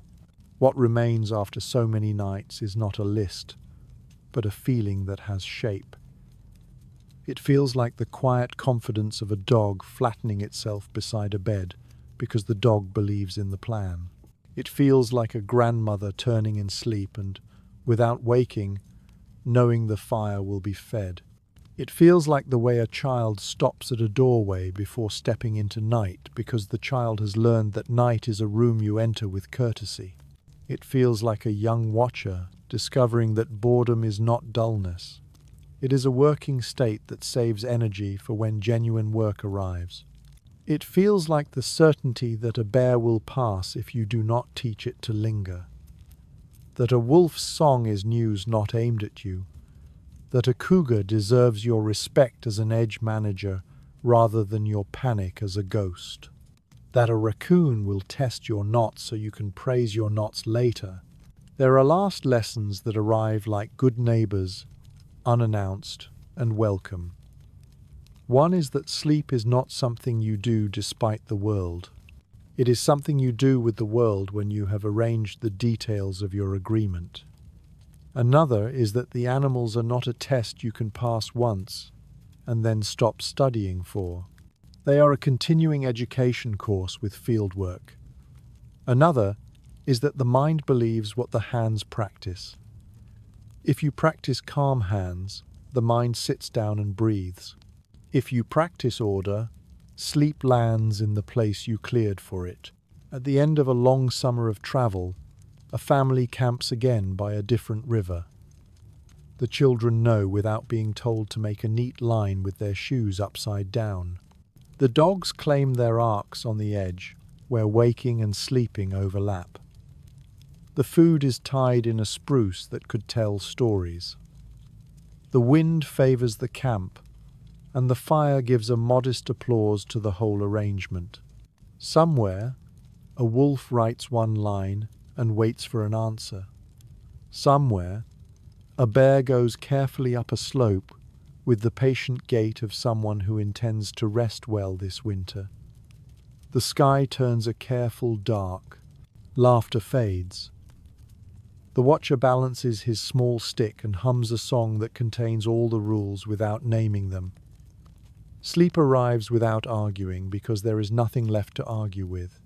The fear ground under the beds has been smoothed by hands that remember the touch of moss and needles and sand. The wind has been asked kindly to carry scent in the right direction, and has agreed. The animals who share this neighborhood are busy with their own errands. The night holds still, and then breathes, and then holds still again. A kettle that forgot itself for a moment is moved off heat with a soft scrape. A horse shakes, and the bell gives one small note.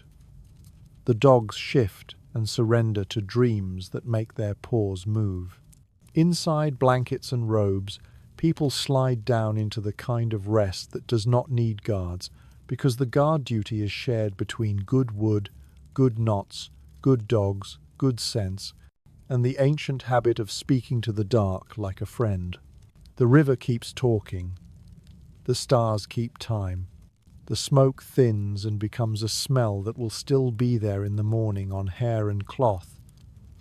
A reminder that the world agreed to this night, and you kept your part of the agreement in the ledger that no one writes with ink.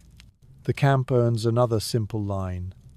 Slept with bears and wolves nearby, and nobody needed a story. The sun will come like a quiet visitor. People will sit up and stretch and check prints and laugh and make food that keeps its scent modest. They will go about their day in a world that is not tamed and does not need to be. It needs to be understood and treated with the care that builds more nights like this one. There is no curtain to close. There is only the last glance before eyes slip shut. The last processional of small checks made by feel. The last sense of the way wind moves over grass. The last acknowledgement that everything is where it belongs. A wolf finishes its note on the far slope, and the sound ends clean. A bear turns over one more log and settles. The dogs sigh in the way that always means the work is good. A watcher rolls his small stick on a stone and lies down because the star has reached the top of the pole. The fire breathes under its blanket. The night keeps its promise. The old lessons hold the edges. The sleep is deep and honest and ordinary, which is another word for rare.